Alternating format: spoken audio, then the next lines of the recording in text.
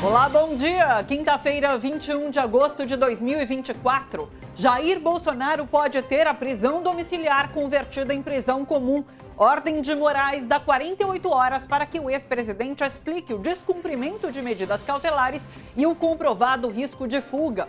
Um pedido de asilo político ao governo de Milei na Argentina foi encontrado pela Polícia Federal no celular apreendido de Jair Bolsonaro. Mensagens obtidas pela PF mostram ainda as articulações de Eduardo Bolsonaro junto ao pai, visando benefícios pessoais, como a anistia, em troca da reversão das tarifas de Donald Trump. Silas Malafaia auxiliava Jair Bolsonaro na construção da campanha de ataque ao judiciário brasileiro. O pastor prestou depoimento à Polícia Federal, teve o passaporte apreendido e está impedido de deixar o Brasil. E Lula nisso tudo? Lula venceria as eleições à presidência de 2026 em todos os cenários de primeiro e segundo turno. Pesquisa Quest aponta ainda queda na rejeição de Lula, enquanto Tarcísio de Freitas tem a intenção de votos em queda e a rejeição crescente. Cobertura completa dos últimos fatos da política nacional e internacional com a gente aqui no TVT News, primeira edição de hoje, direto da Avenida Paulista. É isso, vamos juntos.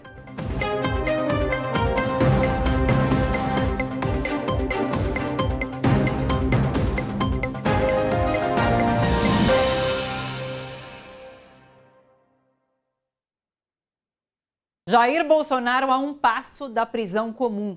O ministro do Supremo, Alexandre de Moraes, deu 48 horas para que a defesa do ex-presidente explique um pedido de asilo à Argentina e o descumprimento de ordens da corte. A decisão de Moraes veio depois que a Polícia Federal entregou ao STF o relatório final sobre a investigação contra Jair e Eduardo Bolsonaro, apontando que ambos atuaram para atrapalhar investigações, inclusive com a atuação junto ao governo dos Estados Unidos. Moraes escreve assim: diante de todo o exposto, intime-se a defesa de Jair Messias Bolsonaro para que no prazo de 48 horas preste esclarecimentos sobre os reiterados descumprimentos das medidas cautelares impostas, a reiteração das condutas ilícitas e a existência de comprovado risco de fuga. Segundo a PF, no celular apreendido com Jair Bolsonaro no momento da prisão domiciliar, havia uma carta com pedido de asilo ao presidente da Argentina, Javier Milei. O documento foi produzido, segundo a PF, pela mulher do senador Flávio Bolsonaro. Segundo os investigadores, a última modificação do documento foi em 12 de fevereiro de 2024. Diz a carta: apresento este requerimento solicitando a concessão de asilo político à minha pessoa, Jair Messias Bolsonaro. O governo da Argentina disse que ainda não recebeu o pedido de asilo de Bolsonaro. Segundo Alexandre de Moraes, os descumprimentos de medidas cautelares foram generalizados, destacando-se ainda conversas com o pastor Silas Malafaia, com o advogado de Donald Trump, Martin de Luca, e com o ex-ministro Braga Neto, que está preso. A gente fala sobre tudo isso nessa edição aqui do Primeira Edição. Lembrando que Bolsonaro está em prisão domiciliar desde o dia 4 de agosto e pode sofrer endurecimento de sanções.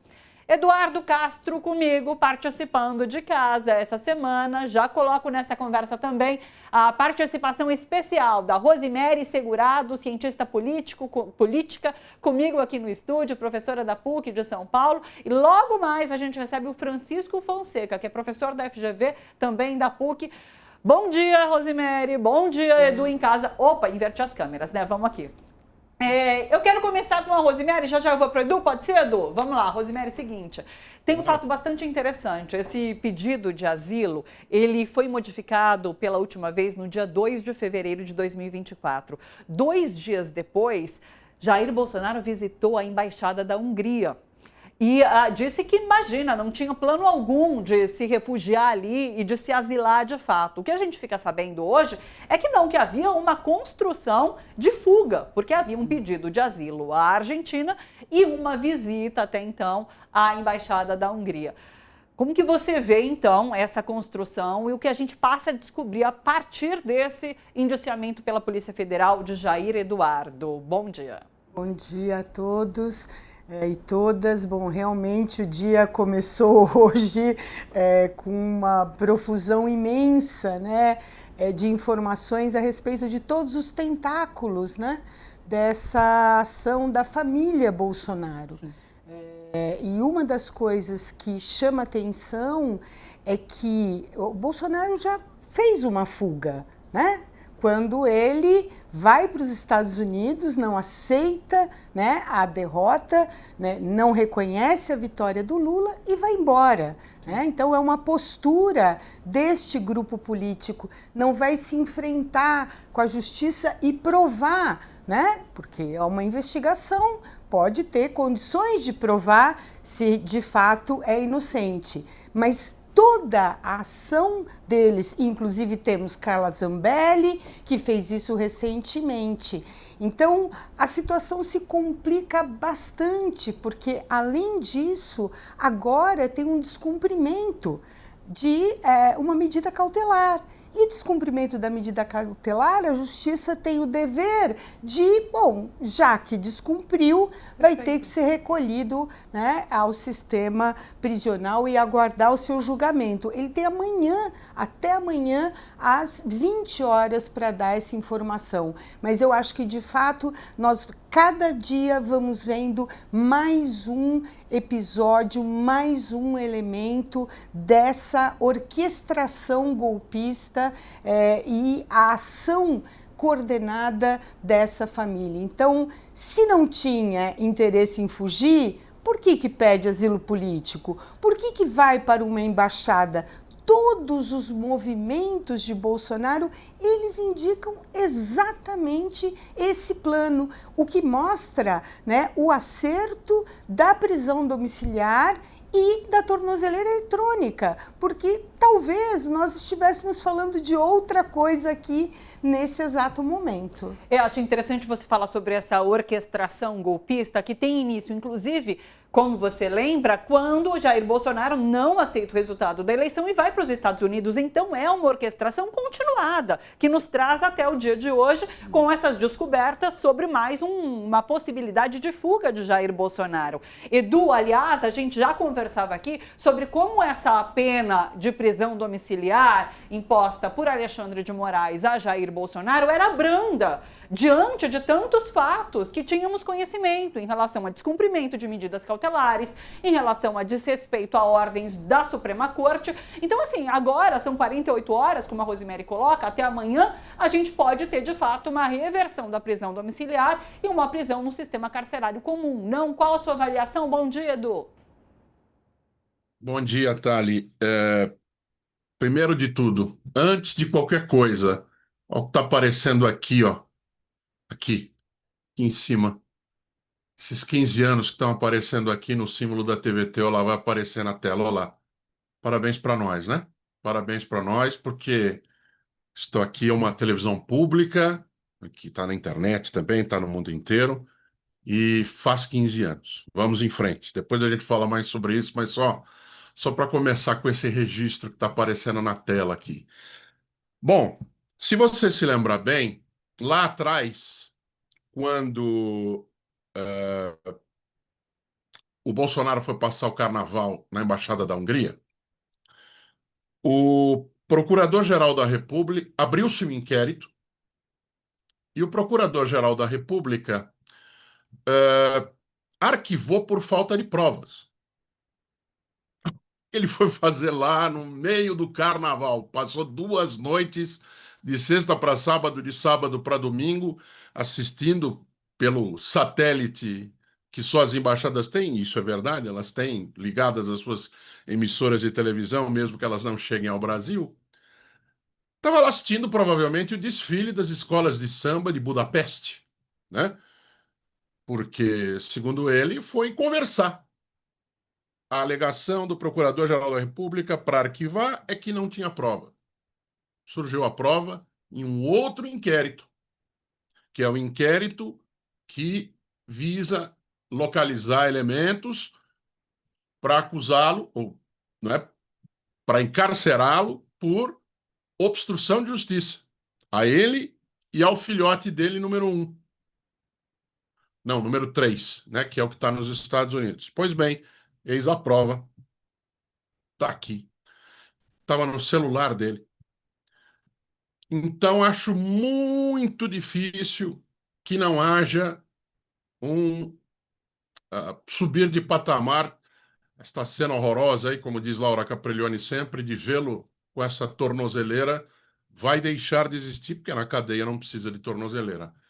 Grandes chances mesmo de amanhã termos essa notícia logo cedo e fazendo... Não, logo cedo não, né? Dadas as 48 horas, que é a noite, final da tarde, né? Termos amanhã, então, o tão esperado plantão noticioso que daremos aqui na TVT, de que este cidadão está em cana. E, olha, não tem como dizer que não, porque naquele primeiro momento não havia prova.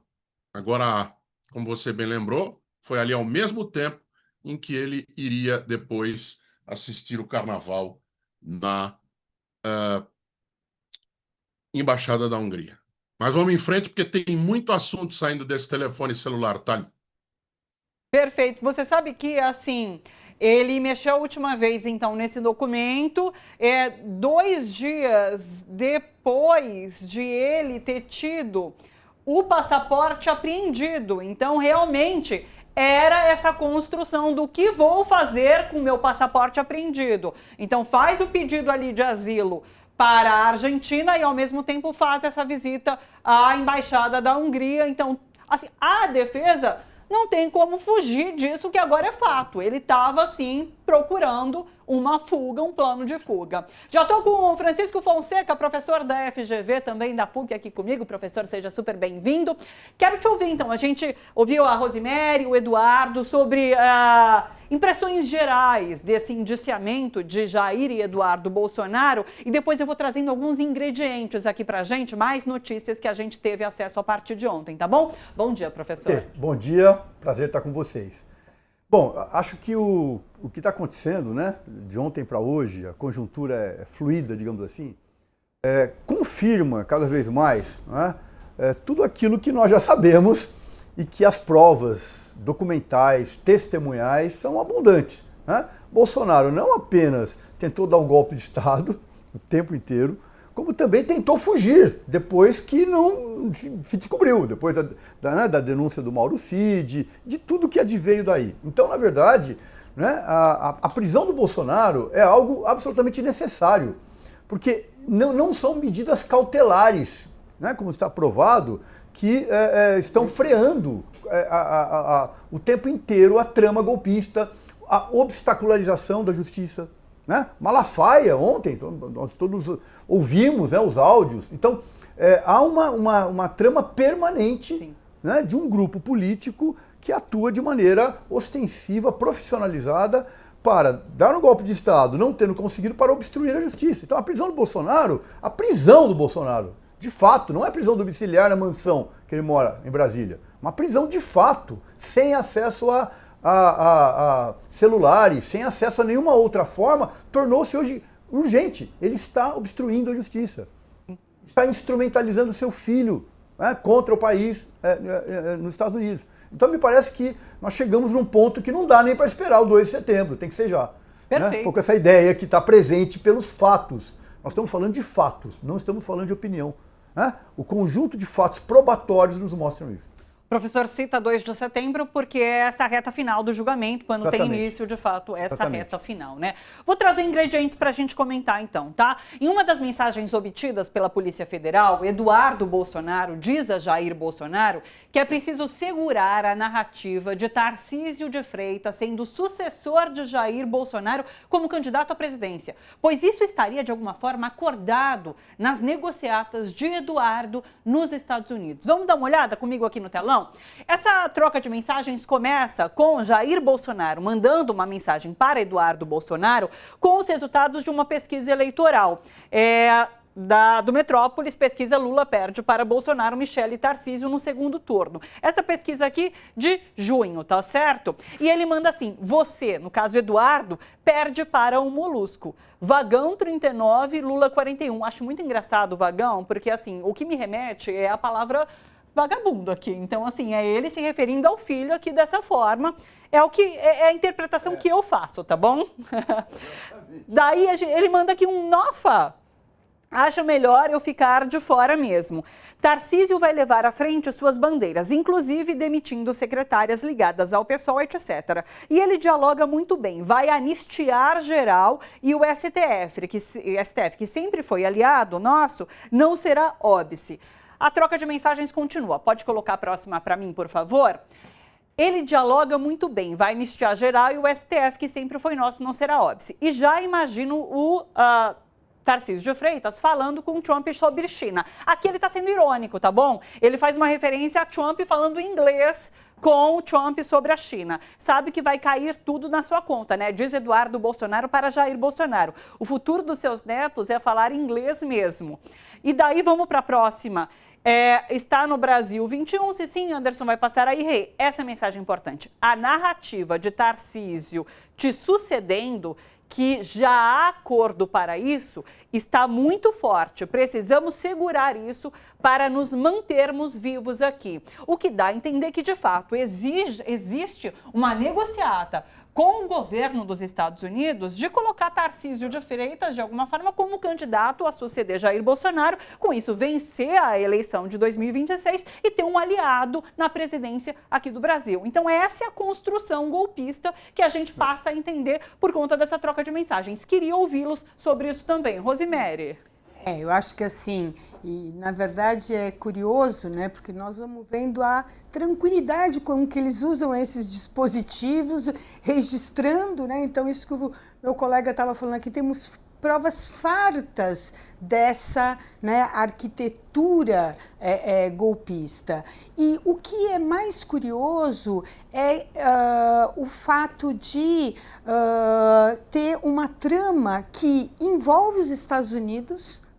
Nós estamos vendo as medidas que foram feitas com o tarifaço do Trump para salvar Bolsonaro. Sim. Ou seja, nós vamos afundar uma economia, nós vamos afundar um país para livrar uma pessoa que cometeu crime de golpe de Estado, como todas as provas estão indicando aqui. Então, esse é um primeiro aspecto que choca, né, profundamente. E um outro aspecto que, se não me engano, foi Malafaia que disse ontem, falando assim, eu sei que você não gosta desta coisa de nacionalista, que você não se reconhece, falando para Bolsonaro. E essa é a maior verdade. Então, esse lema, Deus, pátria, família, né, não opera nesse sentido. Ou seja, são os interesses da família, o interesse do clã Bolsonaro e a manutenção do poder e, claro, eleger alguém que poderia dar um indulto a Bolsonaro, né, caso venha a ser condenado, como todas as provas indicam. Então, nós vamos vendo que a gente poderia dizer que é um golpe continuado. Ou seja, durante os 4 anos do governo Bolsonaro, ele arquitetou teve várias iniciativas de golpe. Quando perde a eleição, não reconhece o resultado e, saindo, né, nesse processo como alguém que vai até o fim. Então, eu acho que, né, o descumprimento dessas medidas cautelares mostra que, se Bolsonaro não é trancafiado até 2 de setembro, nós podemos, como o dia de hoje, sermos não surpreendidos, porque não é que nos surpreenda, mas termos mais provas, mais elementos dessa tentativa de golpe continuado. Então, me parece que esse será o caminho, né, a ser tomado amanhã, quando temos aí o prazo das 48 horas dada pelo ministro Alexandre de Moraes. Sim. Sabe qual a impressão que me passa? É assim, nessas mensagens a gente tem muito claro que o objetivo final deles, elegendo Tarcísio ou qualquer outro candidato, é essa anistia geral, né? Porque, como você coloca, não há qualquer possibilidade deles se defenderem via justiça, porque eles sabem que são culpados. Então, há um plano de fuga e há uma tentativa de continuar tramando para, de alguma forma, se livrar do que fizeram, né? Isso fica tudo muito, muito claro. Francisco, eu queria te ouvir também. Então, acho que complementando o que a Rose disse, tem de fato os interesses de uma familiocracia, né? Vamos chamar assim. né? Ao estilo das máfias italianas, né? Mas, ao lado disso, é importante dizer que essa presença, participação dos Estados Unidos com este grupo não é de agora, né? Precisamos voltar um pouquinho à Lava Jato, né? A Lava Jato foi uma operação articulada com os Estados Unidos, né? Isso não é opinião, isso é fato, tem cada vez mais, né, provas documentais sobre isso, inclusive no Congresso dos Estados Unidos, quando os segmentos do Partido Democrata, né, investigaram, e tem que estar muito claro a participação disso. Não é à toa que o Sérgio Moro, o líder da Lava Jato, torna-se ministro do Bolsonaro e também no campo da extrema-direita. Então nós já temos história quanto a isso, né? Agora, acho que um outro ponto em relação também importante a ressaltar, diz respeito que a família Bolsonaro é uma família interligada com negócios escusos. Sim. Né? Que vem das milícias, mas que se articula com setores, não se pode generalizar, setores do agronegócio, né? Setores ligados a armas, né? A indústria de armas. Então, na verdade, é uma familiocracia, mas é uma familiocracia enraizada em interesses econômicos, que se beneficia desses interesses econômicos, né? E que isso está se expressando também no Congresso Nacional. Nós vimos lá o motim de 30 horas, né, dos parlamentares impedindo o funcionamento do Congresso, né? Isso tudo tem uma articulação desses grupos. Estava lá o Zé Trovão, só para lembrar quem é o Zé Trovão, né? Um caminhoneiro, líder de uma parte dos caminhoneiros, né? Portanto, você tem interesses, né, enraizados nessa família. Não é a família, mas é uma família que, repito, né, se articula normalmente com interesses historicamente escusos, né? Com interesses violentos, né? Obscuros. Um pouco essa ideia que eu queria ressaltar, né? E da participação dos Estados Unidos, né? Que já vinha desde a Lava Jato e agora, muito claramente, nesse momento, né? Que na verdade para os Estados Unidos é muito menos o Bolsonaro.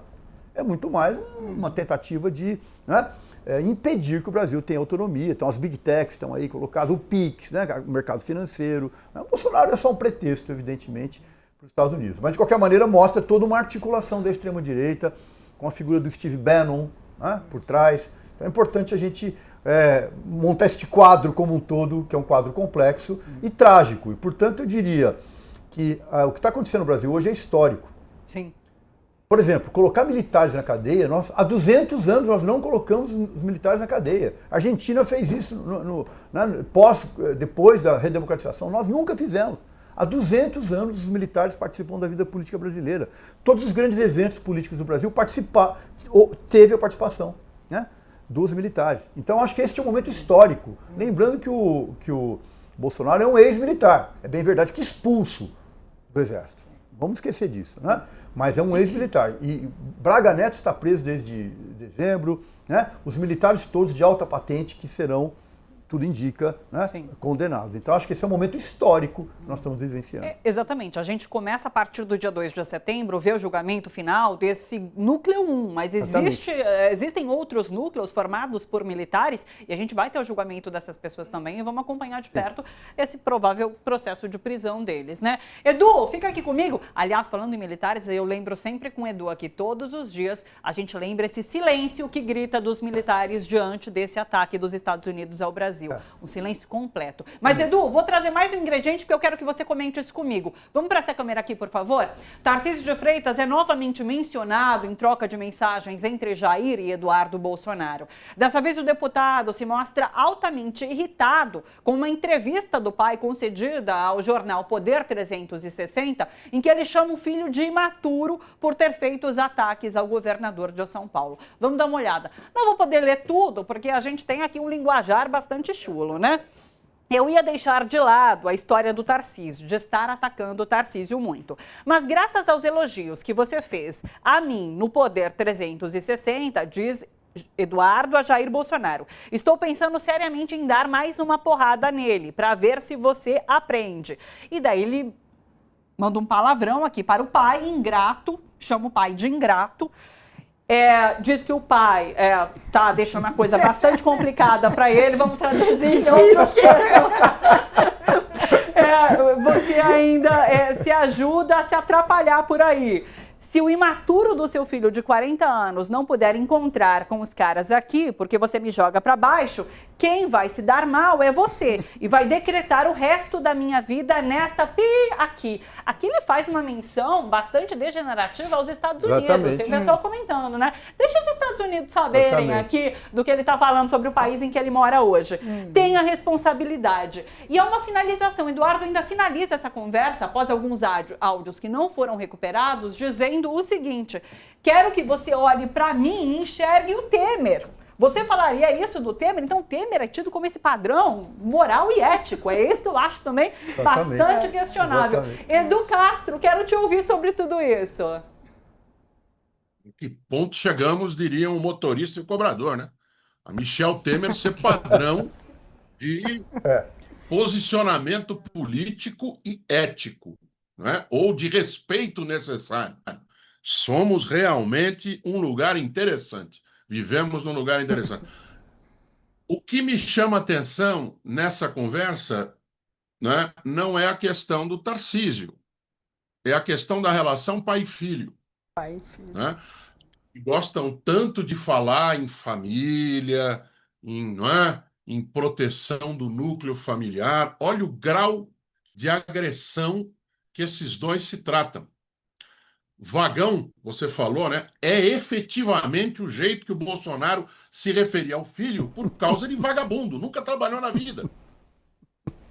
É o jeito, é o apelido dele em casa, para você imaginar de que gente nós estamos falando. E acho que ontem as grandes revelações que estão aí são confirmações de tudo que a gente já sabia, ou muita coisa que a gente já sabia, mas a grande revelação das gravações, principalmente, né, e também o que está escrito, mas mais as gravações, é como essa gente se trata. Como esse povo que se fala da família, defensor de Deus, se trata. Daqui a pouco a gente vai apreciar as palavras bíblicas, né? Repetindo Madre Teresa de Calcutá, repetindo o Papa João 23, né? De um líder religioso. É o desnudar daquilo que é teatro e daquilo que é verdade, que a gente sabe que era só teatro, mas faltava, né, o preto no branco, a confirmação, aquilo que dá substância a tudo que a gente já imaginava. E não é nada bonito.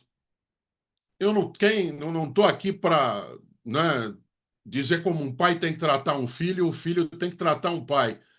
Mas é da diferença entre como são e o que pregam. Como são e o que realmente, como dizem que são e o que realmente são. Isto aqui é um prato cheio para psicólogo, né? Isso aqui é um prato lotado para um psicólogo olhar. Me trate como Temer. Olha como o filho quer ser tratado pelo pai. Ele deve ter sido muito chamado de vagão. Sim. Ele deve ser... Esse cara é um problema psicológico. Aliás, os três são, né? Mas esse, então, é um problema psicológico sério. Eles fazem isso, tudo que fazem, calcado, inclusive, em dificuldades que passaram na infância. Tá tudo escancarado aí, tá? Eu fiquei chocada quando eu vi ali no relatório, porque por um momento eu achei que não era uma conversa entre pai e filho. Eu falei, acho que ele deve estar conversando com alguma outra pessoa, ou com um parceiro ali político, mas não, é uma conversa entre pai e filho. O Edu falava, né, que criação que ele teve, mas a Rosemary complementou, mas com um pai desse também não é de se esperar muita coisa. Então, mais um ingrediente para essa... Diga. É o vagão trocando mensagens com o cavalão. Era um apelido do Bolsonaro do período dele em que ele estava no Exército. É exatamente isso. Pobre família. Quase chego a sentir dó, mas acho que não. O relatório da Polícia Federal divulgado por Alexandre de Moraes mostra que Jair Bolsonaro mantinha diálogos frequentes com o advogado Martin De Luca, que representa a Rumble, que é a empresa de Donald Trump. As conversas revelam que o ex-presidente se subordinava ao grupo para obter apoio a causas pessoais. Em áudio divulgado pela PF, Bolsonaro pede ajuda do advogado de Trump para escrever um texto sobre o tarifaço dos Estados Unidos contra o Brasil em agradecimento a Donald Trump. Vamos acompanhar esse áudio. Martim, peço que você me oriente, também me desculpa aqui, tá? Minha modéstia, como proceder. Eu fiz uma nota, acho que eu te mandei, tá certo? Com 4 pequenos parágrafos, boa, elogiando o Trump, falando que a questão de liberdade está muito acima da questão econômica, a perseguição é meu nome também, coisa que me sinto muito, fiquei muito feliz com o Trump, muita gratidão a ele.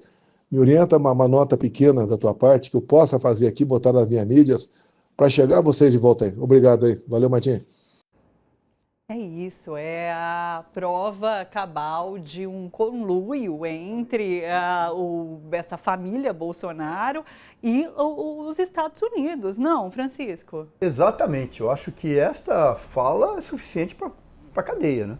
Sim. Ele está falando de um advogado dos Estados Unidos ligado, né, às big techs, né, absolutamente próximo ao núcleo duro do Trump, né? A partir daí vem o tarifaço, né?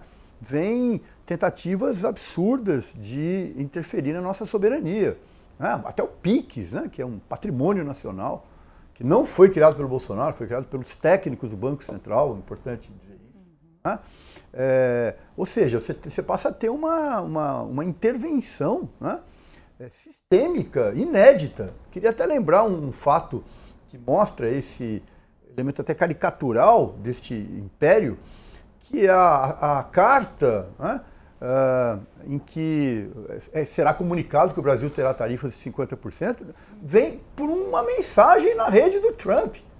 Não é uma relação entre estados. Não. Né? Então, enfim, então nós temos elementos muito severos, eu diria, né? Como nunca tivemos. Acho que um processo jurídico nunca teve tantas provas. E aqui vale a pena a gente fazer uma breve comparação com a Lava Jato, né, que foi uma farsa. Né? Tudo aquilo que se montou, em grande parte daquilo, é uma grande farsa, sem provas, e que a grande mídia, né, deu vez e deu voz, né, de uma maneira absurda. Portanto, que o golpe Sim. de 2016 é um golpe midiático, né, judiciário, midiático e parlamentar. Então, agora nós não temos isso, nós temos amplo direito de defesa, né? Nós temos provas absolutamente concretas. Né? Isto aqui é um áudio.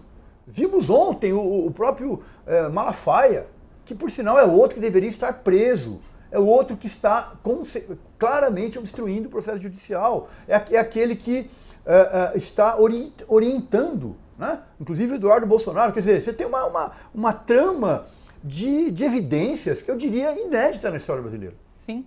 Sim. Então, de fato, eu acho que este áudio que acabamos de ouvir, ele por si só é suficiente para decretar a prisão do Bolsonaro. Ele tem que ser incomunicável. Sim, é isso. Só assim para resolver. Ele não pode mais ter contato com outras pessoas que não os seus advogados. Apenas os seus advogados. Amplo direito de defesa. Né? O restante disso não cabe mais. Quer dizer, agora ele tornou-se, de fato, né, uma figura, que sempre foi, mas agora mais ainda, nesta reta final, uma figura destrutiva para as instituições do país. Rosiméria, eu quero que você comente sobre Silas Malafaia, mas deixa eu trazer aqui alguns ingredientes para essa conversa. A Polícia Federal cumpriu um mandado de busca e apreensão de celulares contra o pastor Silas Malafaia no aeroporto do Galeão, no Rio de Janeiro. A ação ocorreu logo após o desembarque de Malafaia de um voo de Portugal. Mensagens de WhatsApp obtidas pela Polícia Federal revelam uma articulação entre o pastor e o ex-presidente Jair Bolsonaro para atacar ministros do STF. Na decisão, Moraes também impôs medidas cautelares ao pastor, como a proibição de troca de mensagens com Jair e Eduardo Bolsonaro. Ele teve o passaporte apreendido, está proibido de sair do Brasil. Malafaia prestou depoimento à PF no aeroporto, mas fez uso do direito de se manter em silêncio. Na saída do aeroporto, ele falou com jornalistas. Nenhum ministro pode estar acima da Constituição. Por isso eu vou dizer aqui em alto e bom som, Alexandre de Moraes tem que tomar um impeachment, ser julgado e preso!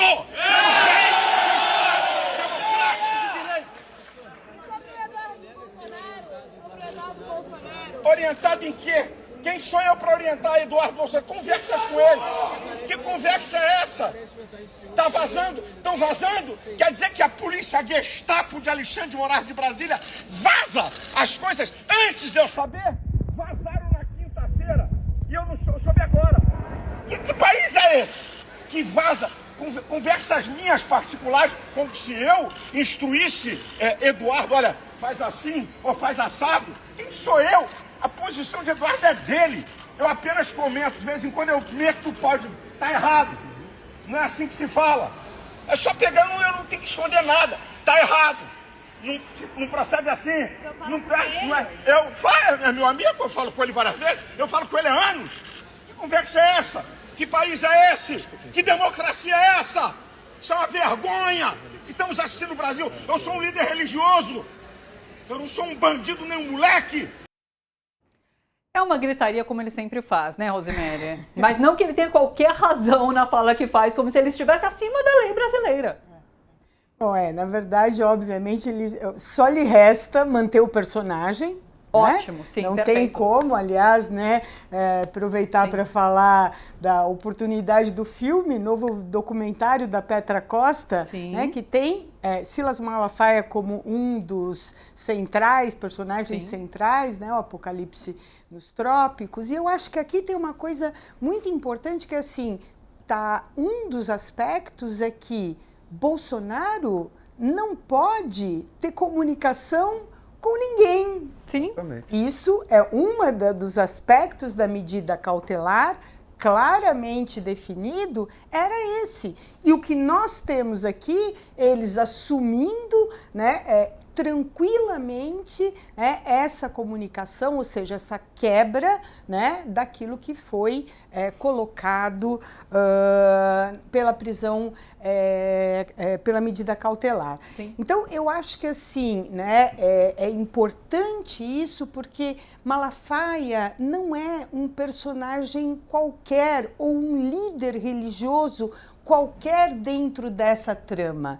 E não é à toa, né, volta a falar do filme da Petra, que ela tem várias outras lideranças religiosas importantíssimas e ele é destacado e ele, inclusive, como é muito exibido, né, ele quis participar o tempo todo e o que vai mostrando é essa proximidade, né, com a família. Sim. Então é tido, né, como um guru, né, da família. Sim, ele aconselha ou às vezes dá bronca, chama a atenção de Eduardo, de Flávio e tal. Em várias outras mensagens aparece esse teor. Então, agora ele não pode dizer que ele, né, não tem nada a ver com isso. Então, o que eu acho que é interessante, se a gente fosse fazer um mapeamento, né, dessa trama, então nós vamos vendo, né, as inserções internacionais. Imaginem, né, essa consulta, né, o Bolsonaro consulta, né, o dono da Rumble, como que ele deve proceder para ajudar os Estados Unidos a conspirar contra o Brasil. Sim. É exatamente isso, né, no que consiste o teor dessa mensagem, né? Então é gravíssimo e eu acho que um ponto muito importante para os Estados Unidos, e o Trump já até falou assim, não sei se eu conheço ele direito, né? Em um outro momento falando de Bolsonaro, porque é isso, não é a questão do Bolsonaro, mas é como ele pode, Trump, nesse segundo mandato, que era uma das coisas que sempre pensávamos, radicalizaria ainda mais as medidas, né, extremistas de direita, internamente e externamente, se colocando como xerife do mundo, né? Esse é um dos aspectos. E, evidentemente, porque ele vê que no Brasil nós estamos numa agenda, né, num debate importantíssimo que interessa a ele, que é o debate de regulação das Big Techs. Então, eu sei que nós vamos falar do FELCA depois, não vou falar agora, mas esse é um debate importante, porque hoje nós temos não só a defesa da soberania nacional, mas uma das coisas, né, e nós estamos, né, em vários coletivo digital, né, a coalizão de direitos na rede, várias organizações trabalhando a questão da soberania digital para poder criar o processo de regulação das plataformas. Então, o que aconteceu na aprovação do PL, né, da adultização, é um passo importante e temos que intensificar esse processo, porque nós não teremos soberania nacional se não tivermos soberania digital. Perfeito. Aliás, são muitas as mensagens que vieram à tona nesse relatório da PF, né? Mas elas mostram, de fato, uma relação muito próxima de Jair Bolsonaro com Silas Malafaia, no sentido de que Bolsonaro, inclusive, o questionava quando ia fazer qualquer tipo de postagem ou discurso. Então, tem uma postagem lá, ele fala, olha, eu vou fazer essa carta, divulgar essa carta, me dá um aval para isso. Pastor Silas Malafaia fala, não, tá bom, mas grava um vídeo vai causar mais impacto. E daí Jair Bolsonaro fala, eu não consigo porque eu tô com um soluço a cada 3 segundos. Então, eu não consigo gravar um vídeo. Mas, assim, existiu uma relação muito próxima nessa construção de trama golpista. Isso fica muito perceptível nessa troca de mensagens. Eu vou trazer daqui a pouquinho alguns áudios para o Edu comentar comigo, mas antes eu tenho imagem exclusiva. Isso porque Lula está nesse momento em Sorocaba, no interior de São Paulo, e ao desembarcar ali na cidade, ele fez uma referência a Jair Bolsonaro. Quer ver? Vamos rodar essa imagem exclusiva que a gente tem. Vai dar bom dia. Você viu o que ele falou? Tem gente que tem tornozeleira, eu tenho medo disso. Ele mostra a meinha ali dele, não tem tornozeleira não. Isso acaba de acontecer em Sorocaba, daqui a pouquinho a gente vai para lá trazer mais informações. Lula participa de um evento ao lado do ministro da Saúde, Padilha, Alexandre Padilha, que está lá com ele, e daqui a pouquinho a gente vai para lá, tá bom? Mas vamos lá, olha, com o indiciamento de Jair Bolsonaro, do deputado Eduardo Bolsonaro e do pastor Silas Malafaia pela Polícia Federal, novos áudios vieram à tona nesta quarta-feira. As conversas estavam nos celulares do ex-presidente. Mesmo apagadas, peritos conseguiram recuperar o conteúdo, que revela desrespeito intencional às medidas cautelares impostas pelo Supremo. Segundo a investigação, Bolsonaro recebeu orientações diretas de Malafaia sobre como agir para tentar anular seus processos com o apoio de Donald Trump. Em um dos áudios, Malafaia cobra de Bolsonaro uma postura mais dura e critica as estratégias de Eduardo Bolsonaro, que está nos Estados Unidos. Vamos ouvir. Agora, presidente, a boa. Dá parabéns ao Flávio, pô! Falou certo, cacete. Na CNN, na Globo News, eu não sou a favor da taxação, não, mas tem que sentar para conversar sobre a anistia. Pô, tudo a carta do Trump é para você. Toda a arrombada que o Trump deu no mundo é sobre economia. Você, com o Brasil, é sobre você, cara. A faca e o queijo tá na tua mão, ô cacete. E nós não podemos perder isso, pô. E vem teu filho babaca falar merda, dando discurso nacionalista, que eu sei que você não é a favor disso. Dei-lhe um esporro, cara. Mandei um áudio pra ele de arrombar. E disse pra ele, a próxima que tu fizer, eu gravo um vídeo e te arrebento. Falei pro Eduardo, vai pro meio de um cacete, pô. O cara tá sendo contra você, essa fogueira de merda de vaidade. Mas dá parabéns ao Flávio, tá? Foi certinho, é isso aí. Vou dar parabéns a ele também. Vambora. A faca e o queijo tá contigo. Deus tá contigo, compadre. Eles estão ferrado. Vão ter que sentar no colinho, tá? Essa que é a verdade. Um abraço. Pois é, forte, pesado, esse linguajar de gangster por parte de um pastor, né? Deixa eu trazer os outros e a gente analisa todos eles. Logo em seguida, Bolsonaro responde dizendo que está empenhado em buscar anistia. O que eu mais tenho feito, é conversar com pessoas mais acertadas, vamos assim dizer, no tocante que se não começar votando anistia, não tem negociação sobre tarifa. Não adianta um ou outro governador querer ir para os Estados Unidos, ir para a embaixada, para não ser... se onde quer que ele vá, tentar sensibilizar, não vai conseguir, da minha parte. É por aí, pô. Agora, eu não posso também expor como você quer que eu me exponha, que daí não resolve nada. Se eu der uma de machão agora, atenção, só se for assim, só se for assado, não resolve nada. Eu tenho meus contatos, não falo com ninguém e estou fazendo aquilo que eu entendo, você também tem razão, é a anistia. Resolveu a anistia, resolveu tudo. Não resolveu, já era. Ele não perde nenhuma. Malafaia insiste, afirmando que para o discurso da anistia ganhar força é preciso aumentar a pressão, atacar a imagem do presidente Lula e confrontar ministros do Supremo. Meu presidente, com todo respeito, discordo de você. A carta é toda sobre você. Esse cara fez uma coisa para botar uma bola quicando para você. Até ele lá, eu conversei ontem com quem está lá e com quem fala com o assessor de Donald Trump todo dia. Eu quero ver uma reação de Bolsonaro e dos outros. Claro que você não vai arrumar briga com o STF, mas você pode até colocar isso. Nós não queremos ver o Donald Trump com sanções sobre ministros e suas famílias. Tu vai ficar bonito, dando uma de bacana ainda. Tem que tirar de Lula. Ele sabe jogar nisso, presidente. Ele dobra a aposta. Só quem pode parar Lula é o STF e trazer à baila a questão da anistia. Você sim, você é a maior voz sim. Me desculpa, discordo de você. Você não vai xingar STF. Você não vai esculhambar Alexandre de Moraes. Mas você pode se colocar sim e deve. Olha, minha gente, a questão da tarifa de Donald Trump não tem a ver com economia, tem a ver com liberdade e justiça. Eu não quero ver retaliações sobre ministros do STF e suas famílias. Eu não quero ver isso. É só resolver a questão da anistia que isso acaba. O discurso maior é teu. Por fim, Bolsonaro acata a orientação do pastor e, apesar dos problemas de saúde, concorda em gravar um vídeo. Malafaia, eu meto a carta e depois vejo o vídeo, tá ok? Malafaia, eu tô com uma crise de soluço. Cada 3 segundos um soluço. É impossível gravar qualquer coisa. E essa crise está comigo há dias, tá ok? Se por acaso acalmar aqui, eu faço.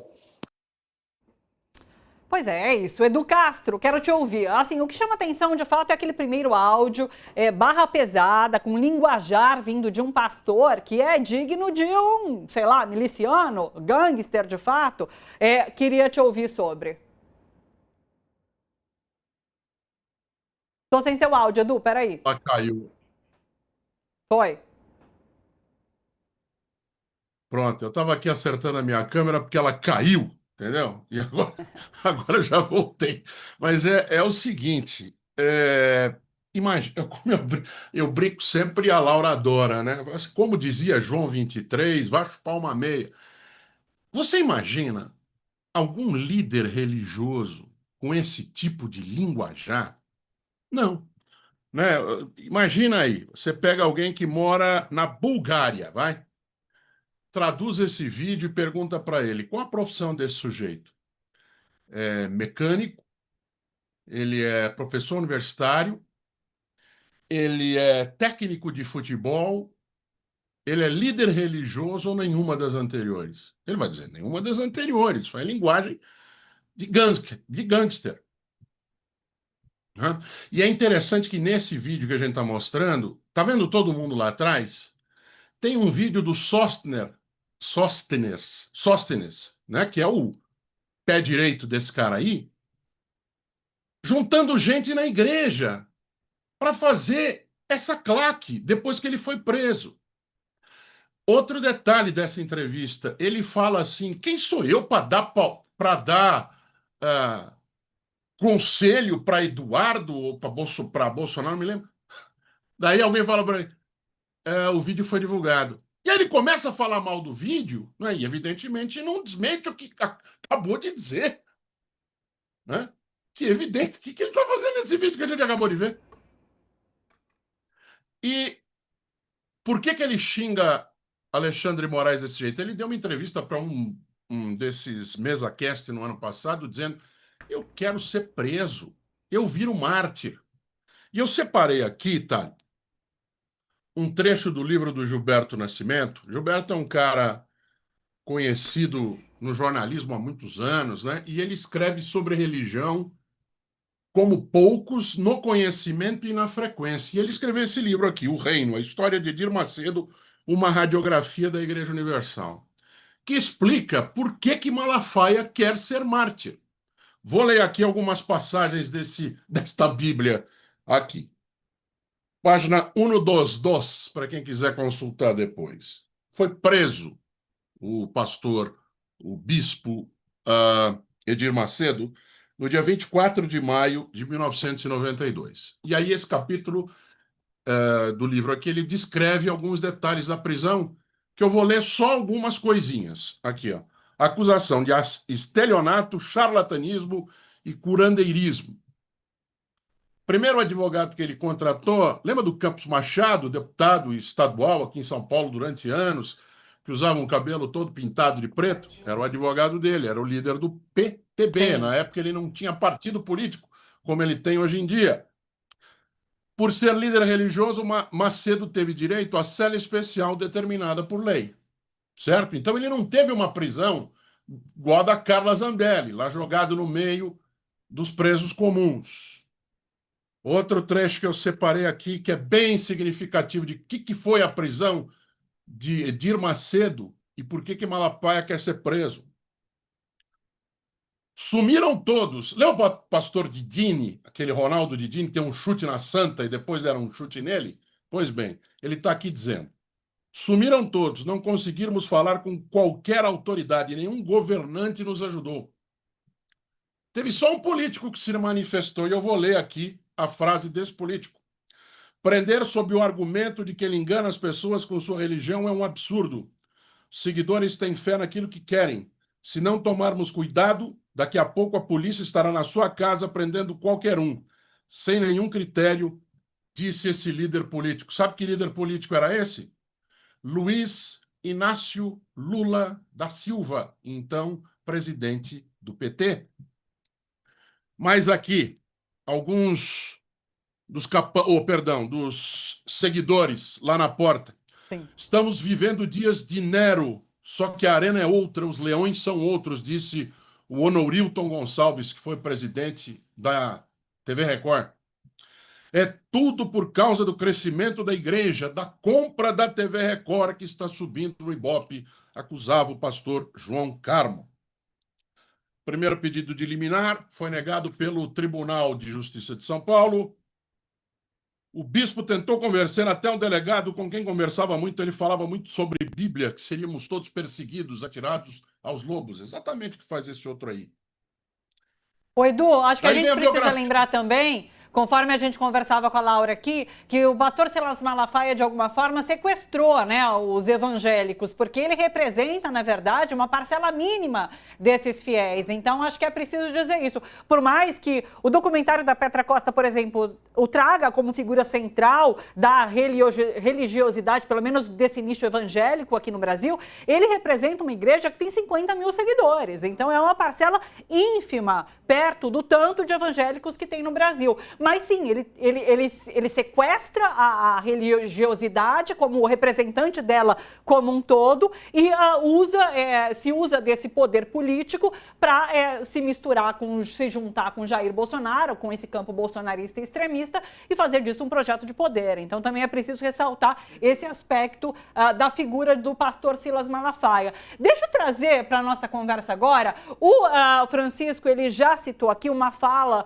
citou o Zé Trovão, na verdade. O Zé Trovão, ontem, em discurso na Câmara, ele ameaçou de morte o ministro do STF, Alexandre de Moraes. Ao perceber esse crime que estaria cometendo, ele recuou, pediu para retirar suas palavras, afirmando que se referia a acabar com a injustiça que Moraes comete.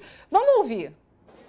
Eu quero repudiar a perseguição contra não somente um cidadão, mas um dos homens mais eloquentes do evangelho brasileiro, pastor Silas Malafaia, que não merecia ter passado pelo que passou hoje ao chegar no Brasil. Alexandre de Moraes, presta atenção, o seu dia, o seu fim está próximo e nós vamos acabar com a sua vida, porque você não pode fazer o que você está fazendo. Edu, é uma ameaça ao vivo, é um crime praticado ali que cabe inclusive uma prisão em flagrante. Tem muita gente comentando isso, não? É desse tipo de gente que comentamos agora. Estamos falando de mafiosos, de gangster, de despreparados, de gente rasteira.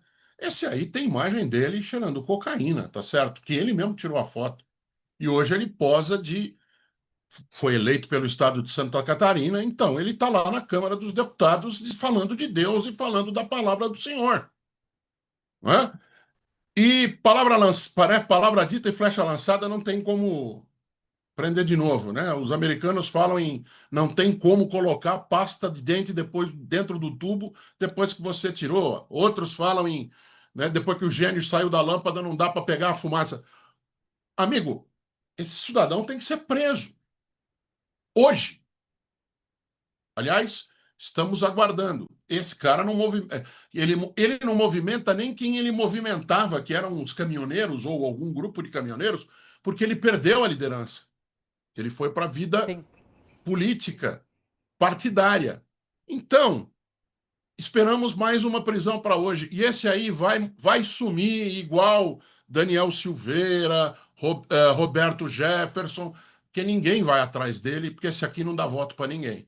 Né? Bolsonaro dá voto ainda para uma parcela cada vez menor. Hoje em dia está elegendo vereador e deputado estadual. Não sei se elege mais deputado federal como elegia. Mas, para isso, ele ainda serve.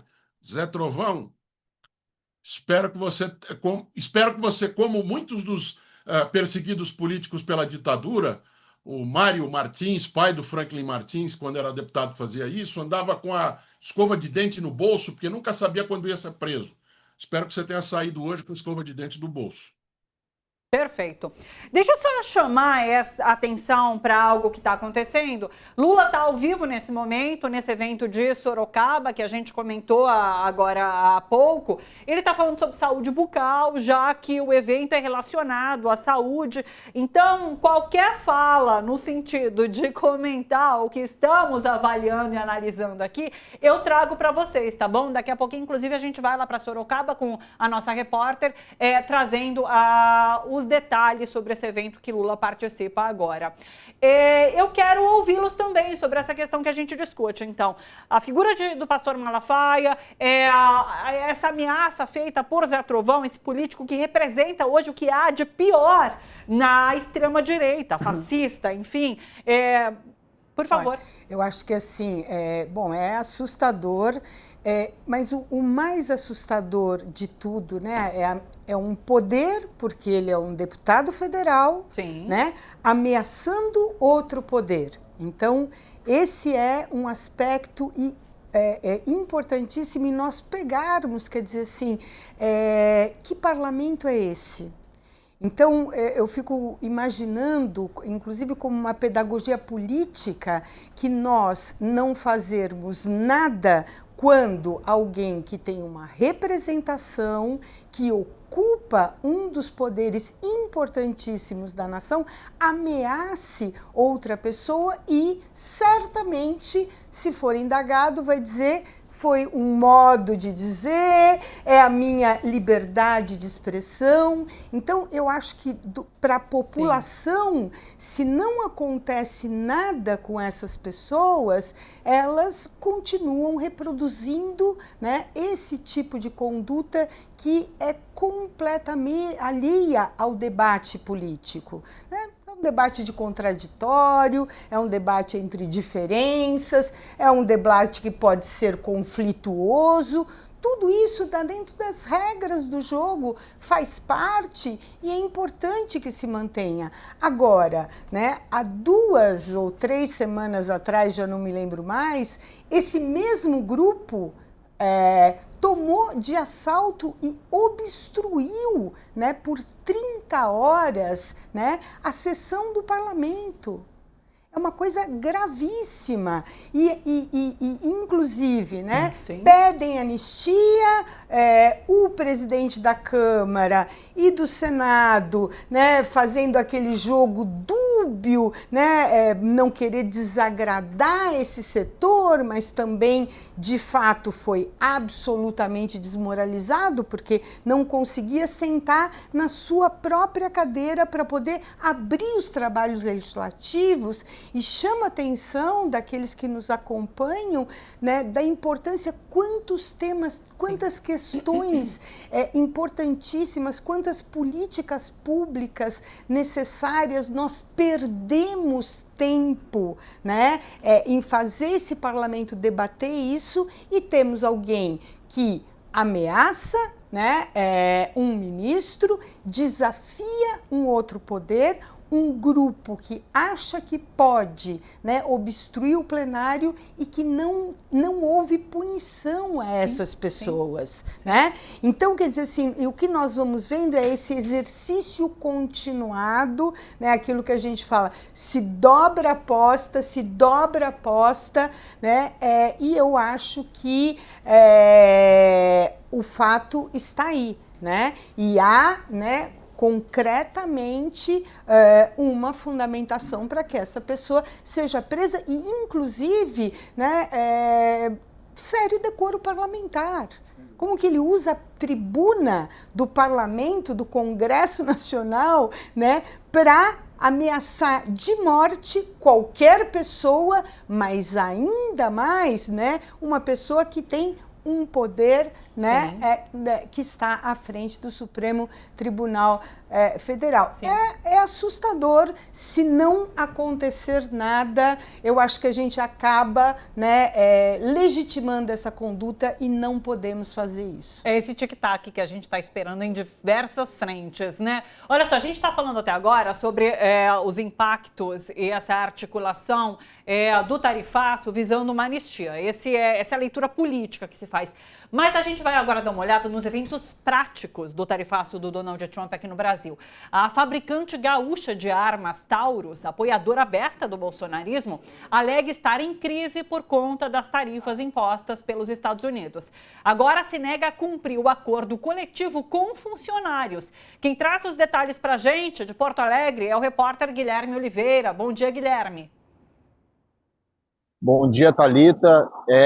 Tá acontecendo isso então na Taurus, ela fica no Vale dos Sinos, na região metropolitana de Porto Alegre. O sindicato dos metalúrgicos ali de São Leopoldo e região fechou a convenção coletiva, né? Era para ter terminado a campanha salarial na quinta-feira passada. Ocorreu uma assembleia na sede do sindicato, onde os trabalhadores aprovaram, né, o reajuste salarial de 6,23%. O que aconteceu? Aprovada a convenção coletiva pelos trabalhadores, a Taurus informou que não vai cumprir o acordo coletivo. Por isso, na manhã de hoje, Thalita, o sindicato fez uma paralisação na frente da Taurus, contou com a participação de outros sindicatos de metalúrgicos de Porto Alegre, de outras cidades aqui da região metropolitana da capital gaúcha. Dentro da Taurus estava a Guarda Municipal, que foi muito criticado pelos trabalhadores, né, defendendo o lucro do patrão. Não é esse o trabalho da Guarda Municipal, mas ela estava no pátio lá para garantir que não ocorresse nada. Os trabalhadores cruzaram os braços e estão muito descontentes, porque eles trabalharam muito no último ano e agora o patronal, o dono da Taurus, diz que não vai cumprir o acordo coletivo, o que fez então que o sindicato fizesse essa intervenção na frente da fábrica. O que o dono da Taurus alega?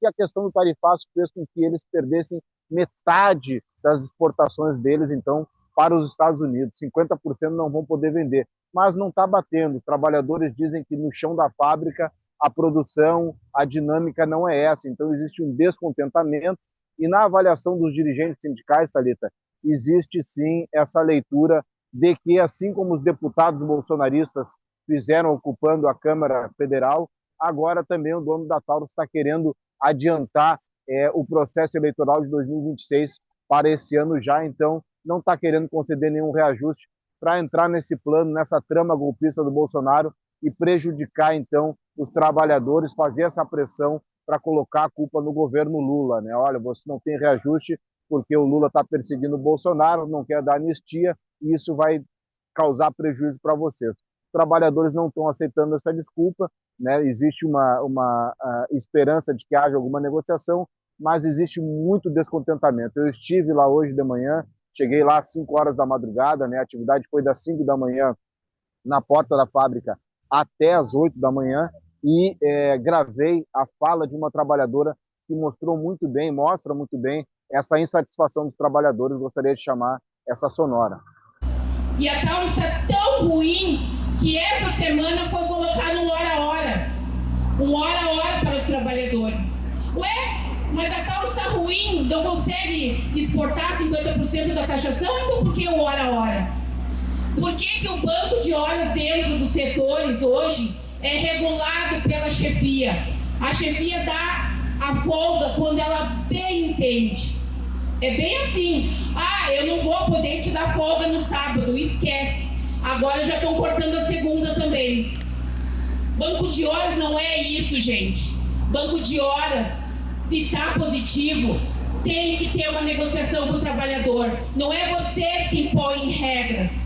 Não é do jeito que vocês querem. E a Taurus pegou essa mania de ela criar as leis. As leis existem de outra forma. E nós, mulheres, temos que se unir cada vez mais. Está difícil para homem, para mulher está bem mais complicado aqui dentro. Porque esquecem da gente. Principalmente se nosso filho fica doente. No outro dia tu tem que escutar alguma gracinha. E isso não pode mais acontecer. Vamos trabalhar essa comunicação da Taurus e vamos se comunicar mais com o trabalhador. Não adianta jogar na mídia e não ter um acerto, não ter uma conversa com a gente. A gente é o que está dando lucro para vocês. Se todo mundo cruzar os braços, quem é que vai trabalhar? Os gestores, RH, ambulatório, vamos lá para a montagem, vamos para a usinagem ajudar a trabalhar então. Achei bem simbólica essa fala da Tatiana, porque ela mostra o que é o bolsonarismo na prática, né? Não conversa com os trabalhadores, impõe as suas dinâmicas, as suas regras. Se não aceitar, vai ser castigado, vai ser cobrado, e se a mulher, então, constrangida, né? Lembrando que estamos no agosto lilás, e essa também é uma violência, Thalita, que as mulheres sofrem metalúrgicas no chão da fábrica, né? Mulheres mães que têm que ouvir comentários aí de chefias geridas, né, por gestores bolsonaristas, comentários, né, muitas vezes maliciosos, ruins ali. Então, no chão da fábrica está bem complicado e o patronal está aproveitando então esse tarifaço para apertar mais o torniquete, como os metalúrgicos falam, para aumentar a pressão e dizer que não vão ceder. Agora, o que acontece? O sindicato está disposto a negociar, não a questão do reajuste. O que a Taurus quer? Ela quer negociar uma cláusula específica para ela na convenção coletiva de que vai continuar havendo a negociação para o pagamento desse reajuste de 6,32%. Ela já topou pagar, né, sentiu a pressão, mas quer negociar a forma do pagamento. O que o sindicato coloca? Que não é bem assim, não é colocar uma cláusula que vai haver negociação e quando vê passa mais de ano e não ocorreu nada. É ter, então, uma previsibilidade dentro dessa cláusula, que pode haver uma ou duas negociações, mas se não avançar, vai ser judicializada essa negociação, e aí eles vão ter que cumprir, porque a convenção coletiva, aprovada em assembleia, é lei. E então está esse cabo de guerra aqui, Thalita, bem forte, bem puxado, mas os trabalhadores hoje cruzaram os braços, não entraram. Claro, sempre tem aquele trabalhador, principalmente quem conhece o chão da fábrica, né, do RH, que é um pouquinho mais, como eles chamam aqui, pelegos, que inclusive subiram uma ribanceira lá para tentar pular e entrar, mas 90% ou até mais parou, cruzou os braços e está disposto a ir até o fim pelos seus direitos. Perfeito. Guilherme, muito obrigada pelas informações, viu? Bom dia para você. Aliás, essa narrativa da empresa não vai colar e não está colando com os trabalhadores, de que a culpa é do Lula porque não quer negociar, tendo em vista, inclusive, a Quest que saiu ontem. Até separei essa tela de novo para mostrar aqui para a gente, porque é isso, as pessoas foram questionadas. Qual lado está fazendo o que é mais certo nesse embate? 48% acreditam que é Lula e o PT, 28% Bolsonaro e seus aliados. E conforme a gente vem comentando aqui, existe uma ala aí do bolsonarismo, da qual faz parte, inclusive, o agro, que está muito descontente com esse embate travado aí pela família Bolsonaro e pelos Estados Unidos contra o Brasil. A Taurus é prova disso. Não, Francisco, quero te ouvir. Sem dúvida. Acho que são três coisas que eu queria comentar brevemente. Primeiro, de fato, né, a Taurus precisaria mandar uma mensagem para o Eduardo Bolsonaro. É a família Bolsonaro que está por trás disso. Precisa do que mais? O Eduardo Bolsonaro diz o tempo inteiro, eu que fui lá, eu que fiz, né? Então, é um discurso completamente dissonante da realidade. Esse é o primeiro ponto. Sim. Agora, é interessante observar como setores bolsonaristas estão sendo atingidos. Né? E aí, de fato, tem toda a razão em mostrar os dados da Quest, porque mostram que a população brasileira, de modo geral, está observando isso. E os 28% é um padrão de voto bolsonarista. Perfeito, é isso. A bolha. Sim. Né? O que está saindo da bolha, que é muito interessante. Acho que esse é o primeiro ponto. Segundo, queria falar sobre o Trovão. Né? O Trovão já está, o Zé Trovão, imputado. Está, né? Lá na corregedoria da Câmara, né? De ter obstruído. Inclusive, ele colocou o joelho, né? Pro Hugo Mota não entrar, né? Essa simbologia. Né? Então, é uma degradação da vida política brasileira. A extrema-direita representa no mundo inteiro a degradação da vida política. Uma degradação ética, uma degradação de projeto político, moral, comportamental, em todos os aspectos. Né? É muito significativo. Nós falamos do Trovão, mas tem Zambelli, tem Polon, tem Sóstenes. Bom, a lista é enorme. Sim. Né? Dessa completa, de fato, né? Putrefação da vida política. E como o Edu tinha comentado, é muito interessante mesmo olhar as palavras-chave Deus, pátria, família e liberdade. É totalmente ao contrário, em todos os aspectos. Eles são entreguistas, né? Não tem nada de pátria, nada de família. A própria família do Bolsonaro mostra isso, né? A trajetória da Michele Bolsonaro, né? Mostra isso também. Ou seja, então é uma família absolutamente depravada, se assim que a gente pode dizer, né, no sentido, né, amplo dessa palavra, e que, portanto, não tem nada de Deus, nem de pátria, nem de família, e muito menos de liberdade, que eles querem usar o conceito de liberdade para destruir, né, a sociedade, as pessoas, o discurso de ódio. O último ponto que eu queria comentar é do Silas Malafaia. Uma das últimas falas reproduzidas aqui, muito importante, que mostra como a sua prisão é fundamental. Ele diz claramente que ele tem contato com assessores diretos do Trump. Ele não está falando mais agora do advogado, da Rambo, não. Ele está dizendo isso. Eu falo sempre, todos os dias, com pessoas dos Estados Unidos que têm com assessores diretos. Pode ser blefe? Pode até ser, mas precisa ser investigado. Então, é seríssimo. Segundo ponto, desde a prisão domiciliar, foram 300 vídeos que o Bolsonaro encaminhou. 300. Grande parte desses vídeos articulados com o Malafaia. Então não estamos falando de... Né? Nós estamos falando, não é opinião, repito, né? São dados. Terceiro ponto. Nesta fala que nós estamos vendo aqui, se vocês quiserem até reproduzir, o finalzinho, no finalzinho, ele diz, eu não sou moleque nem bandido. Nós diríamos exatamente o contrário. É um moleque irresponsável e um bandido. Completamente. Inclusive os seus negócios evangélicos, sim, nós não podemos generalizar os evangélicos. Há evangélicos progressistas, altamente comprometidos, mas, em particular, Silas Malafaia é um negócio evangélico.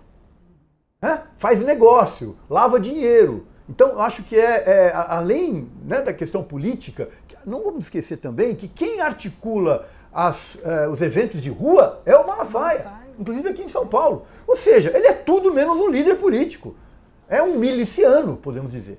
Né? Ele está na categoria de um miliciano. Não só pela linguagem, como pelos seus atos.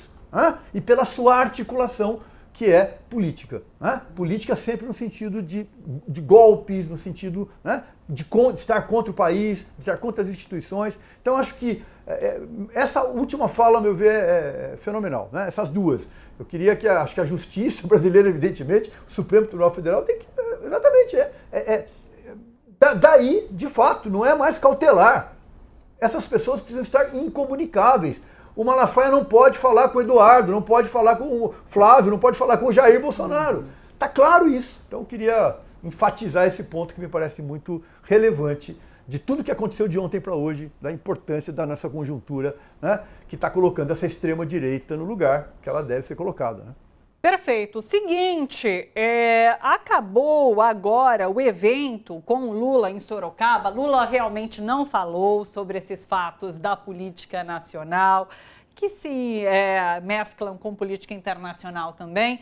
Mas eu queria saber se a gente consegue ir para Sorocaba agora, conversar com a nossa repórter, a Vilma Antunes. A gente consegue ir para lá ao vivo? Lembrando que o presidente viajou para Sorocaba, ele vai entregar, está fazendo essa entrega de 400 unidades odontológicas móveis que serão entregues, inclusive, em todo o país. Lula e o ministro da Saúde, Alexandre Padilha, também vão fazer uma visita à base do Sindicato dos Metalúrgicos de Sorocaba e região. E daqui a pouquinho a gente vai com a Vilma Antunes para lá. Vou fazer o seguinte, então. Eu vou chamar agora o Miguel Stedley, coordenador do Instituto Tricontinental, para eu trazer a pesquisa Quest. Oi, Miguel, como você está? Tudo bem por aí? Tudo bem, Thalita? Bom dia, Rosemary, Francisco, Eduardo. Deu sorte, né? Quinta-feira sempre quente. Sempre, Miguel, incrível, né? O Miguel dá uma sorte danada, muito assunto para comentar. Para além das movimentações políticas de Congresso, né? Que isso eu vou tentar trazer também. Mas eu queria começar trazendo a pesquisa Quest para a gente avaliar juntos. Pode ser, Miguel? Vamos lá. Claro. Pesquisa Quest divulgada hoje mostra que Lula lidera em todos os eventuais cenários de primeiro turno na disputa para a presidência da República em 2026. Na disputa de segundo turno, o feito se repete, Lula lidera contra todos os possíveis adversários. Vamos para o quadro? Coloca na tela para mim, por favor. Tá aí. Olha só, intenção de voto para presidente no segundo turno. A gente tem aqui Lula e Jair Bolsonaro, 47,35. Contra Tarcísio de Freitas, 43,35. Contra Michele Bolsonaro, 47,34. Contra Ratinho Júnior, 44,34.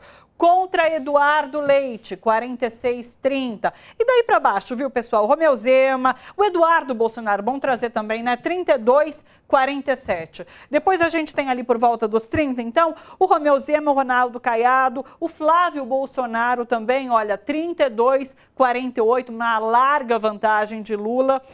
Indecisos, 3%, branco nulo não vai votar, 17%. Esse é o cenário, os vários cenários de segundo turno. Com Jair Bolsonaro, temos a linha do tempo também de intenção de voto. Dá uma olhada. Lula passa de 43% em julho para 47%. Uma subida aqui de 4 pontos, bastante expressiva. Jair Bolsonaro cai de 37% para 35%. Essa boca do jacaré se expandindo cada vez mais, conforme a gente costuma dizer, né? Temos também a linha do tempo na disputa de intenção de voto com Tarcísio de Freitas. Coloca para mim. Tá aí.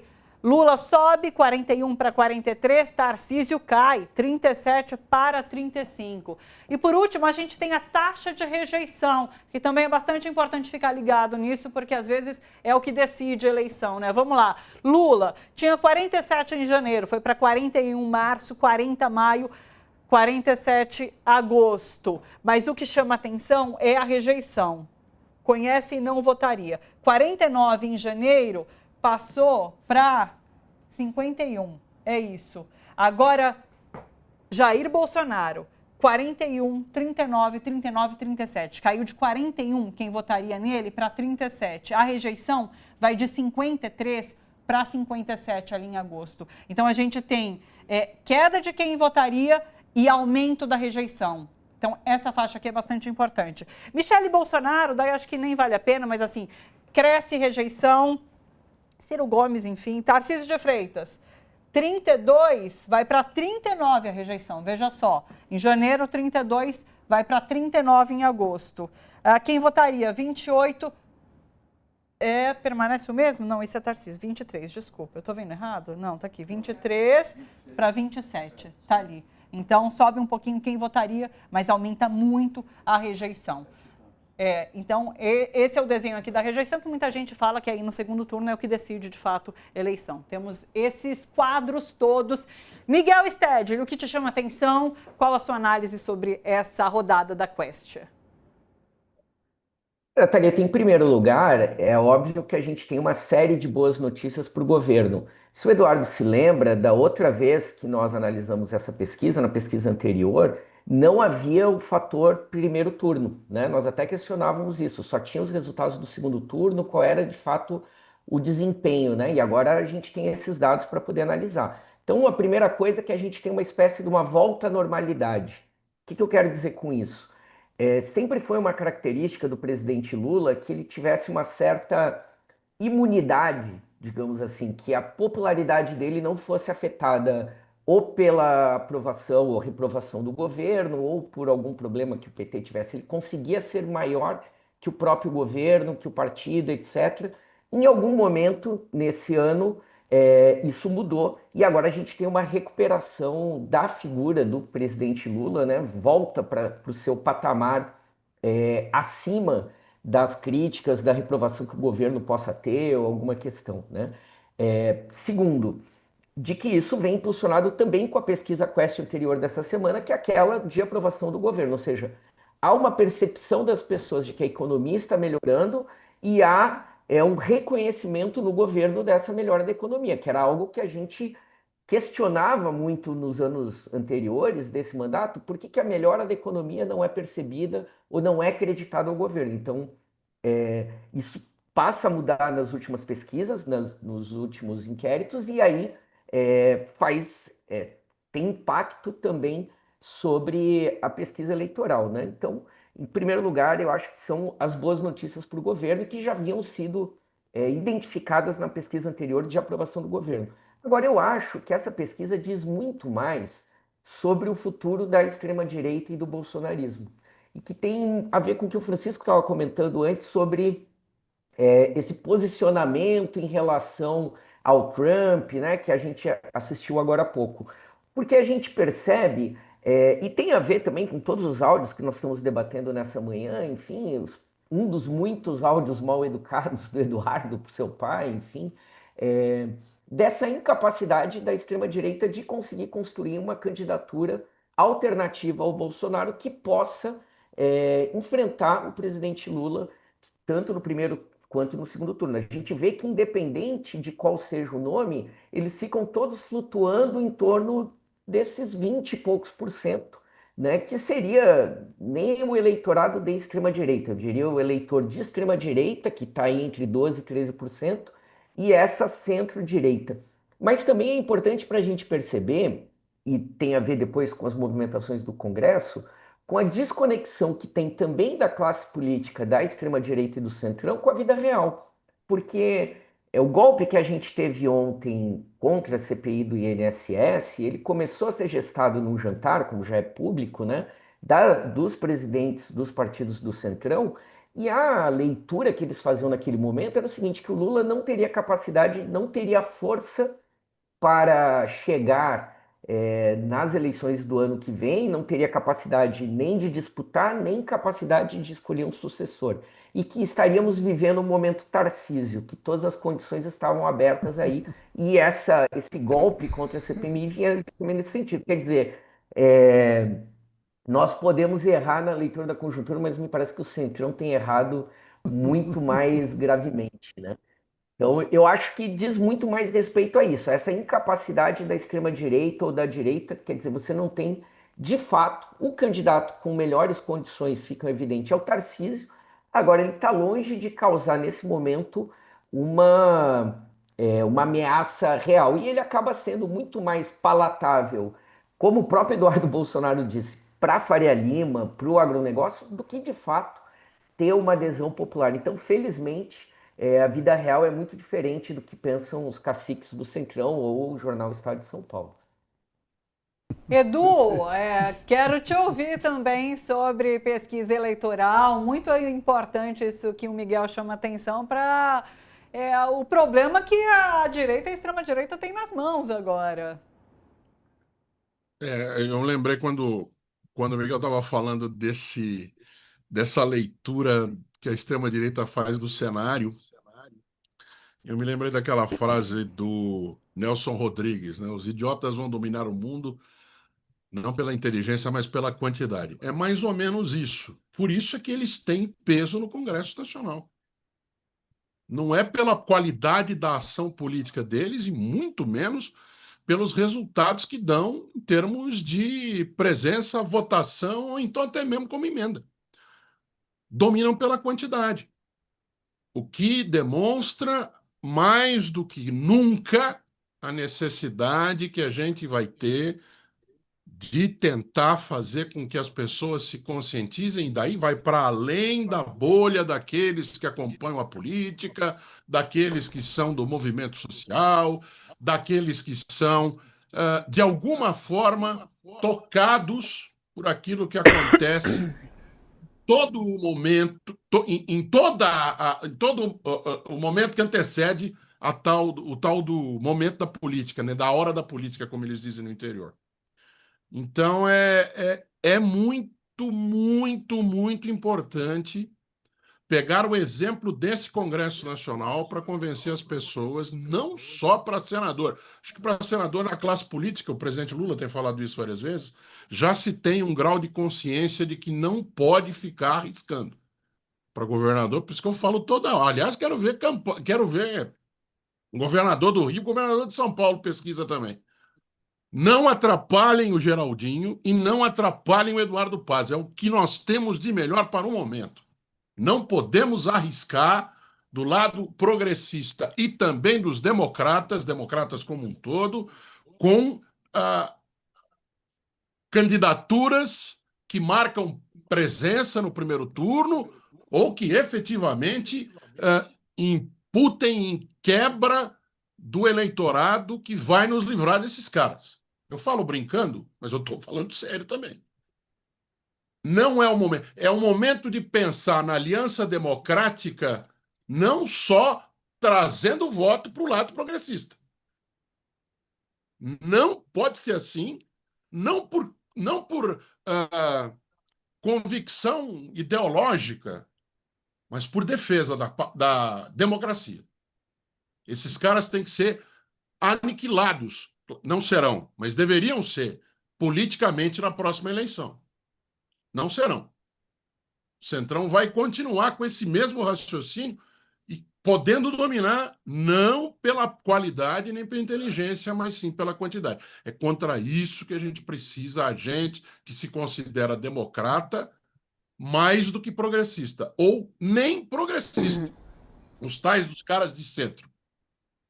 É necessário trazer esse convencimento para dentro das bases políticas dos partidos progressistas. A gente tem que se livrar dessa gente, pelo menos em parte.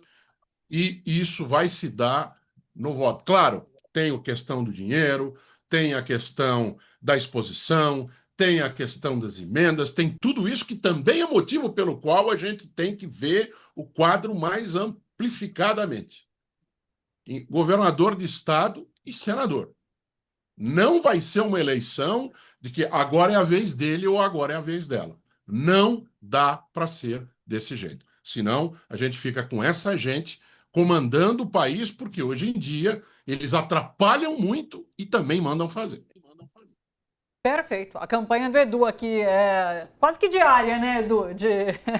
Para governadores. Não atrapalhem o Geraldinho, não atrapalhem o Eduardo Paes.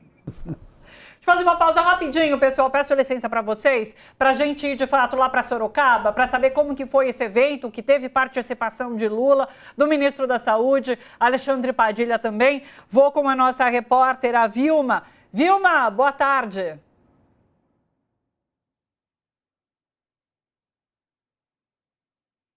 Espera aí que eu tô sem o áudio, espera um minutinho. Vilma, calma aí que a gente está acertando. Agora tá ouvindo? Tá tudo certo? Foi, tudo certo. Beleza, então. Bom dia a todos, boa tarde, né? Aliás, o presidente Lula chegou aqui na Flash Engenharia por volta das 10 horas, que né, a Flash fica aqui no bairro Alto da Boa Vista, em Sorocaba. E no evento estiveram parlamentares né, da base governista, além de prefeitos de cidades que receberão essas unidades. O evento, ele teve, né, a cerimônia teve início por volta das 10h30 da manhã, com a entrega de 400 unidades odontológicas móveis, que faz parte do novo PAC da Saúde. O investimento é de 151,9 milhões de reais e beneficia cerca de 800 mil pessoas de todo o país. No estado de São Paulo, 5 municípios vão receber essas unidades. Entre elas estão Barra do Chapéu, Barretos, Capão Bonito, Iguape e Itapirapuã Paulista. Na região administrativa de Sorocaba, a única cidade contemplada é a de Capão Bonito. E nos discursos, né, na cerimônia, a gente teve um destaque do Leandro Soares, o presidente do Sindicato dos Metalúrgicos de Sorocaba e região, que reforçou aí a força, né, da categoria com mais de 50 mil metalúrgicos da região. Ele também relembrou a viagem, né, à Ásia, na comitiva da presidencial.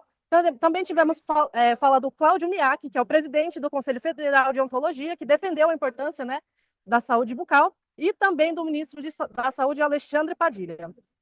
Uma coisa engraçada, né, que a gente notou foi a ausência do prefeito Rodrigo Manga, que mandou o vice, né, para representar, mas também tivemos aí umas alfinetadinhas, tanto do Leandro quanto do ministro Padilha, e a fala do presidente Lula aqui deu uma alfinetada também no Donald Trump, né, falando que aqui ninguém tem que meter o bedelho. Perfeito. A gente estava curioso em saber sobre a participação do prefeito e, de fato, já era esperado que ele não iria. Vilma, muito obrigada pelas informações, viu? Até. Boa tarde para você. Vamos voltar aqui para a discussão sobre cenário político.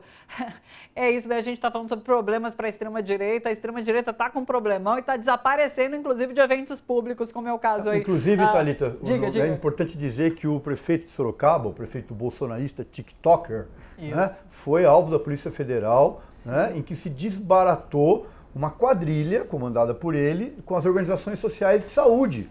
Então tem uma simbologia muito importante este evento, né?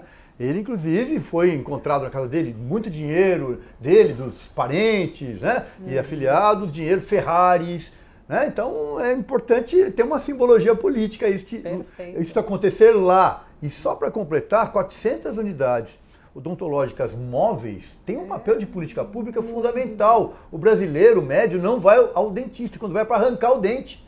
A gente vê com esse bando de gente, uma tristeza, banguela. Então isso aqui tem um papel fenomenal de promoção à saúde. Esses dois aspectos. Que fala importantíssima. E apesar, né, uma política pública resistindo, apesar da maneira como o Congresso vem tratando a política pública, ou destratando a política pública, com as emendas parlamentares para alimentar os seus feudos políticos, né? Pegando um pouco a fala do Eduardo anteriormente. Sim. Então, é o governo demonstrando, né, que se preocupa com isso, apesar das limitações orçamentárias feitas pelo sequestro que o parlamento faz da política pública, né, para os negócios, né, desse campo da extrema-direita. Então, realmente é uma...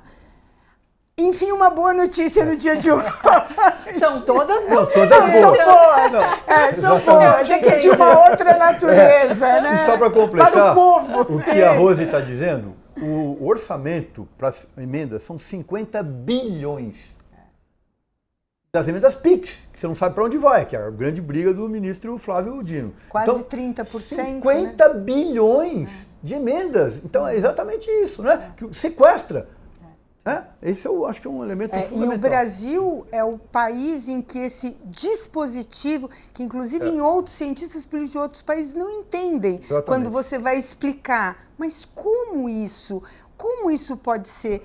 E um estudo comparado que saiu há 2 meses atrás mostrava que o país que usa uma medida próxima a essa, mas muito longe do escândalo que são as emendas impositivas, etc., chega a 6% do orçamento. Nós, quase 30%. Quase 28%. Ou seja, você desconfigura completamente, né, uma ação governamental para políticas públicas tão relevantes como essa, né? Perfeito. Agenda mantida, inclusive, Lula foi lá, diante de tudo isso que estamos vivendo e discutindo, Lula está lá fazendo essa entrega importantíssima. Miguel, queria voltar para você, falamos aqui sobre Congresso e quero trazer, você já até adiantou um pouquinho essa informação, sobre a CPMI, né, do INSS que foi instalada ontem, mas com o que vem sendo chamado uma derrota para o governo, né? Lula, inclusive, parece que se reuniu ontem com ministros, com base, para discutir um pouquinho essa questão, né?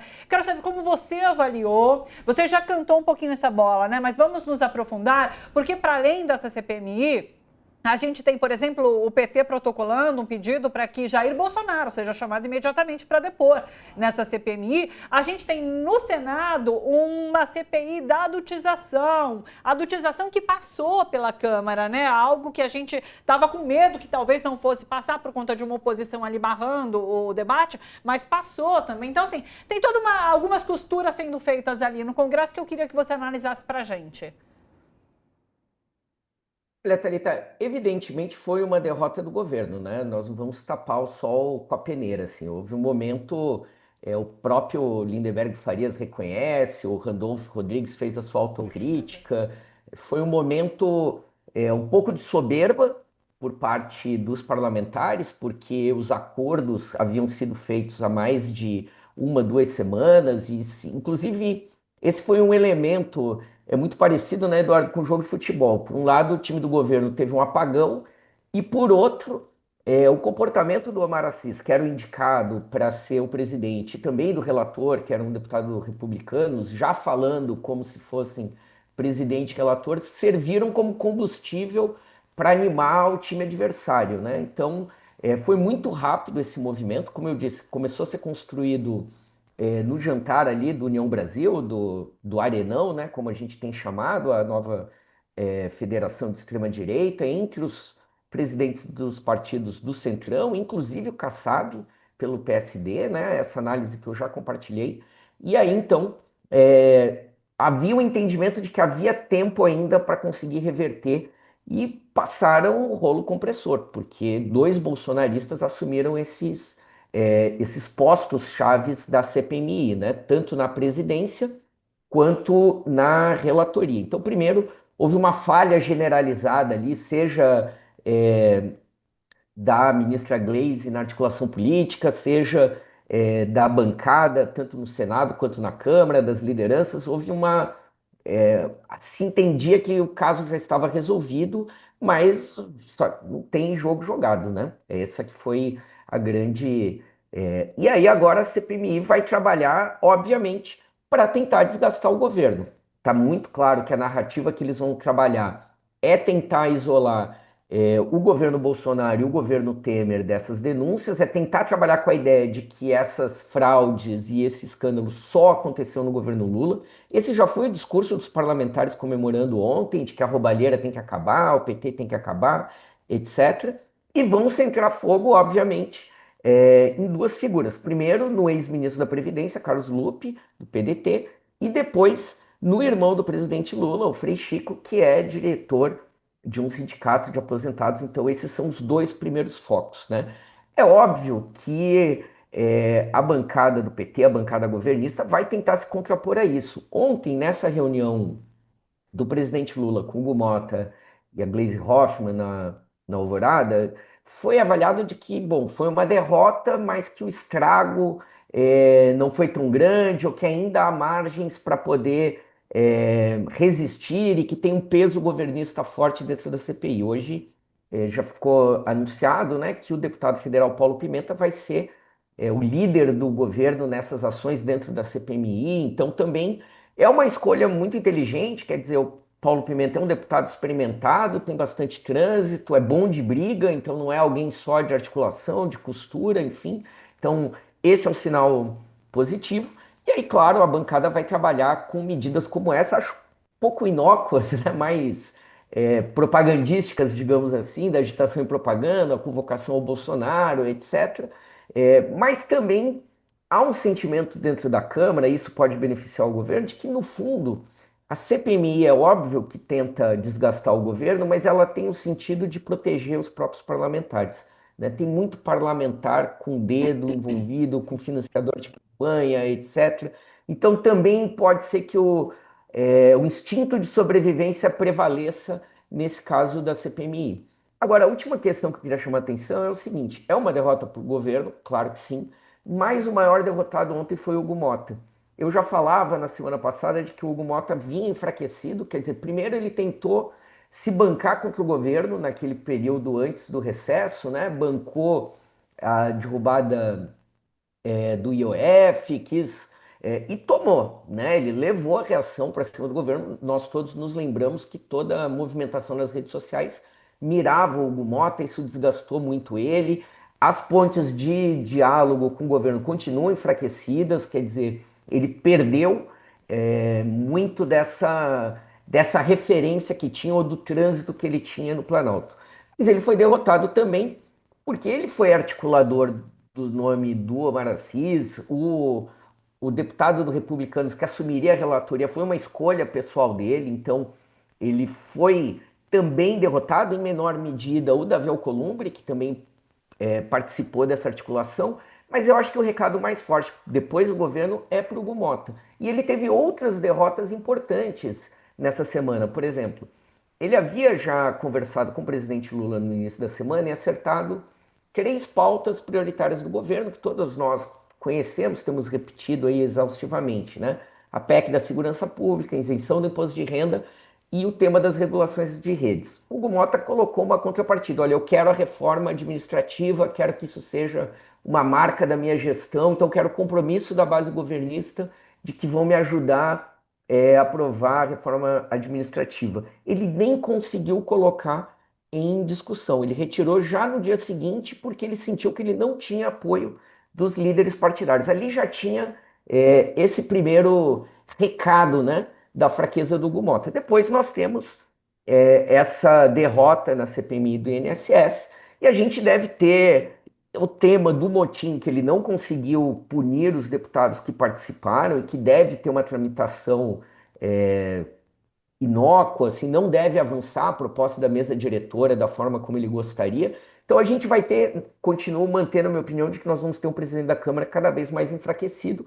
Isso, óbvio, fortalece o Centrão por um lado, fortalece o Davi Alcolumbre, cria novos desafios para o governo, que precisa atuar na Câmara sem ter esse ponto de referência, esse ponto de força. Agora, também não foi uma quarta-feira de todo perdida, né? Foi uma vitória dos setores democráticos e progressistas, como o Eduardo menciona, a regulação, o projeto que protege crianças e adolescentes das redes sociais, porque ela abre, inclusive, ela vem no mesmo tom que o STF já havia deliberado no mês passado, e ela vem no mesmo, ela abre uma jurisprudência para a base do projeto do governo de responsabilização das Big Techs. Então abriu ali uma margem muito importante, foi uma derrota. Essa base bolsonarista de extrema-direita lutou muito nas redes sociais, no plenário, etc., para tentar inviabilizar esse projeto. Agora, é uma situação semelhante com o que a gente viu no primeiro ano com o PL do estupro, em que a esquerda resolve comprar uma pauta que a direita havia monopolizado e comprado, vem de fora, né, no caso do PL do estupro, da manifestação dos movimentos feministas e agora de uma movimentação de influências, de redes sociais, etc., impulsiona o governo positivamente, né? Naquela vez o governo se posicionou frontalmente contrário ao PL do estuprador e agora impulsionou o governo a desengavetar os 2 projetos de lei de regulação das Big Techs que o governo vinha lidando com mais cautela. Então, não foi de toda perdida a quarta-feira. Agora, tem outros problemas. Por exemplo, na CCJ do Senado foi aprovado o projeto de lei do novo Código Eleitoral. O Centrão tem muita pressa de aprovar ele antes de outubro, porque ele tem que valer 1 ano antes das eleições. De novo, a bancada bolsonarista aprovou o voto impresso, ainda que o STF já tenha derrubado lá atrás por inconstitucionalidade. Tem um mecanismo que isenta punições de fake news, então afrouxa em vários sentidos, afrouxa no financiamento, quer dizer, é um retrocesso, mas demonstrou força da direita, da extrema-direita no Senado, volta para o plenário da Câmara, porque ele sofreu alterações na CCJ do Senado. E aí, possivelmente, um dos movimentos que o Hugo Mota vai fazer para tentar recuperar, ou que já é um aceno para o Centrão, é que, de novo, aquele pacote de medidas de impunidade parlamentar deve voltar à discussão, provavelmente ainda hoje, enfim. Então, aquela reivindicação que eles tinham no início da semana, que tinha sido barrado de votar aquele conjunto de projetos, né, que protege, entre aspas, os deputados da ação da STF, em especial nesse tema que a Rosemary falava agora, das emendas, né, deve voltar em função dessa fraqueza do Hugo Mota. Então, infelizmente, nós vamos ter, como Francisca Rosemary falava no começo do programa, né, um Congresso de novo voltado para temas olhando para o umbigo do centrão, para o fisiologismo, e menos para aqueles temas que são de interesse, ou seja, PEC da segurança pública, isenção do imposto de renda, regulação das redes, vai tudo para o fim da fila e o governo vai ter muita dificuldade de fazer isso tramitar nos próximos meses. Perfeito. Edu? Eu queria completar com uma informação de agora de manhã e também acho que o Miguel tem o que falar sobre essa informação. Agora de manhã, a Polícia Federal fez uma operação com o apoio da Caixa, Operação Oasis 14, desarticular uma organização criminosa especializada em fraudes contra o sistema financeiro nacional e programas sociais. Convém lembrar que o presidente da Caixa Econômica Federal hoje é unha, carne, braço, dedo, mão de Arthur Lira. Quando a gente fala que esses caras estão aí, Arthur Lira placou o presidente da Caixa. Hã? Como é que isso aqui vai cair no estômago dessa gente? Não sei quem está preso, é uma nota inclusive da Agência Brasil, não, do gov.br. Não sei quem são os envolvidos. Mas como a gente está dizendo aqui na história do Estado de São Paulo, Governo de São Paulo, Secretaria da Fazenda, Receita de São Paulo e o 1 bilhão que sumiu lá na história do Sidney das Quantas, é necessário ver que o valor aqui é de 100 milhões de reais, 26 mandados de prisão. Então, isso aqui pode, se for gente colocado lá pela presidência da Caixa, que é gente ligada a Arthur Lira, que é gente ligada a Hugo Motta, vamos ver o que vai acontecer. Vejo aqui, assim, uma coisa é uma coisa, outra coisa é outra coisa. Polícia Federal tem que prender todo ladrão em qualquer lugar da estrutura do governo federal, dos governos estaduais, das prefeituras. Quanto a isso, ponto final. E ela tem que ter autonomia para trabalhar. Agora, dependendo de quem for o pego, com essa composição de governo que nós temos, em que a gente tem partidos de gangster na base do governo, a gente precisa tomar as devidas precauções. Miguel, para finalizar? Olha, é ainda pior, né, Eduardo? Não é conta só do Arthur Lira, é do Ciro Nogueira, que é o grande articulador, né? Eu diria, não é que nós temos partidos de gangsters na base do governo, nós temos partidos gangsters ocupando cargos no ministério. E com certeza acabam não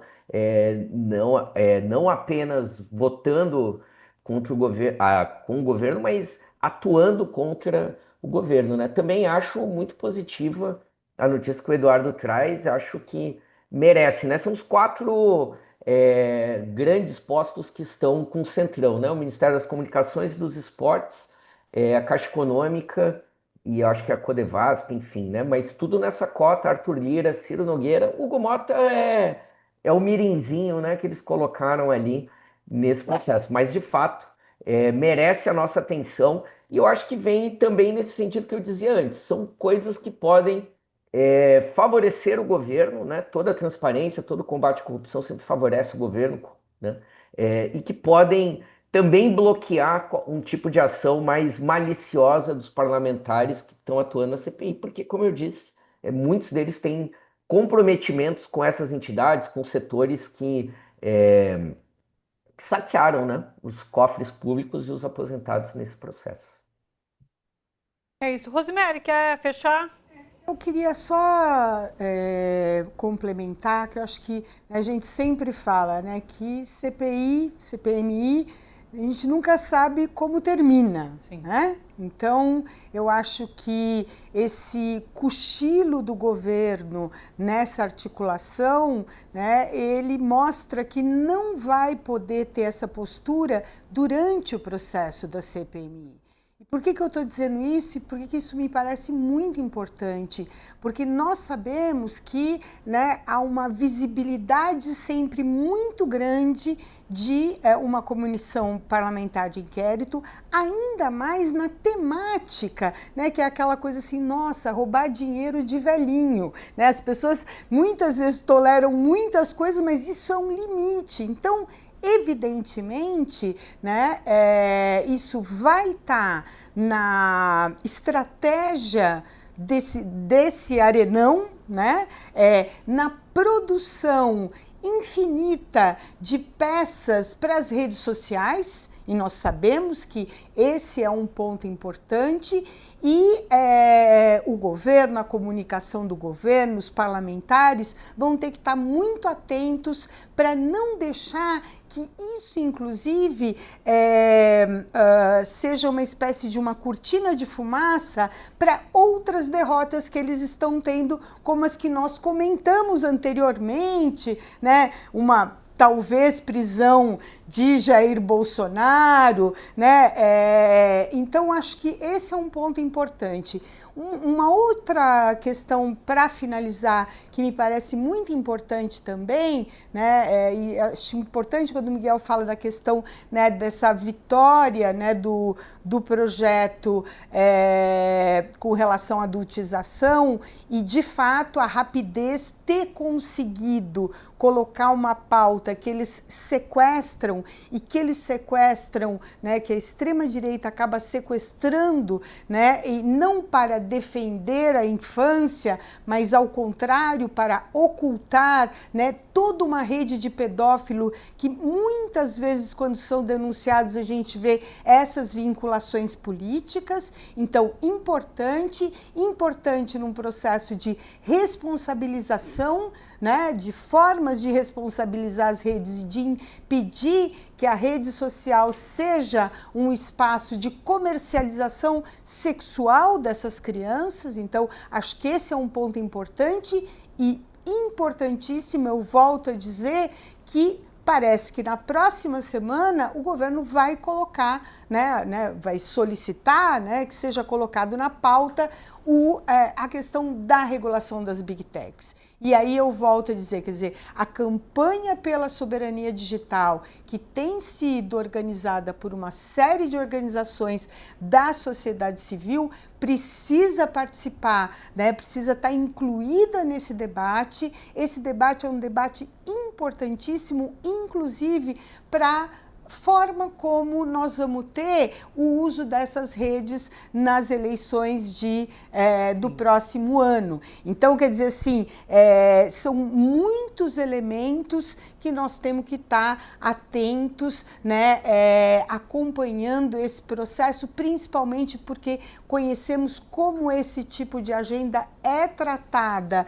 pela base da extrema-direita no Congresso, que é sempre dizer, lá vem aqueles que querem cercear a liberdade de expressão. Não é liberdade de expressão coisa nenhuma, mas é a forma como eles usam as redes para criar os discursos de ódio, né, para fazer com que a sua liderança política, né, seja o alvo da campanha de uma anistia.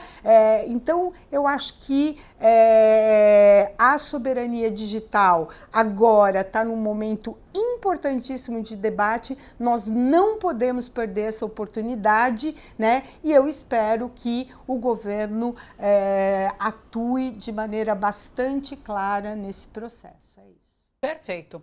Pessoal, vou aproveitar agora para me despedir de geral, viu? Para a gente fazer o nosso giro de reportagem. Então, Miguel Stedley, muito obrigada pela sua presença aqui com a gente. Até quinta-feira, bom final de semana e boa semana. Beijo para você. Bom final de semana, até a próxima semana, gente. Até. Rosemary, muito obrigada pela sua presença também com a gente aqui hoje. Vamos marcar mais vezes. Um beijo para você, até uma próxima. Eu que agradeço, obrigada pelo convite, estamos aí sempre à disposição. Muito obrigada. Edu, te vejo amanhã então. Beijo para você também. Combinado. Vamos esperar pelo fim da tarde. Podemos ter notícias aí do Alexandre de Moraes E essa Vai chegar amanhã de resposta manhã. que a- Não seja pessimista. É. Vai chegar amanhã de manhã para que a gente possa noticiar isso tudo. Vai. Ao vivo. Gostamos de ao vivo. Tchau, Thali. É Até isso. mais. Beijo, Edu. Até.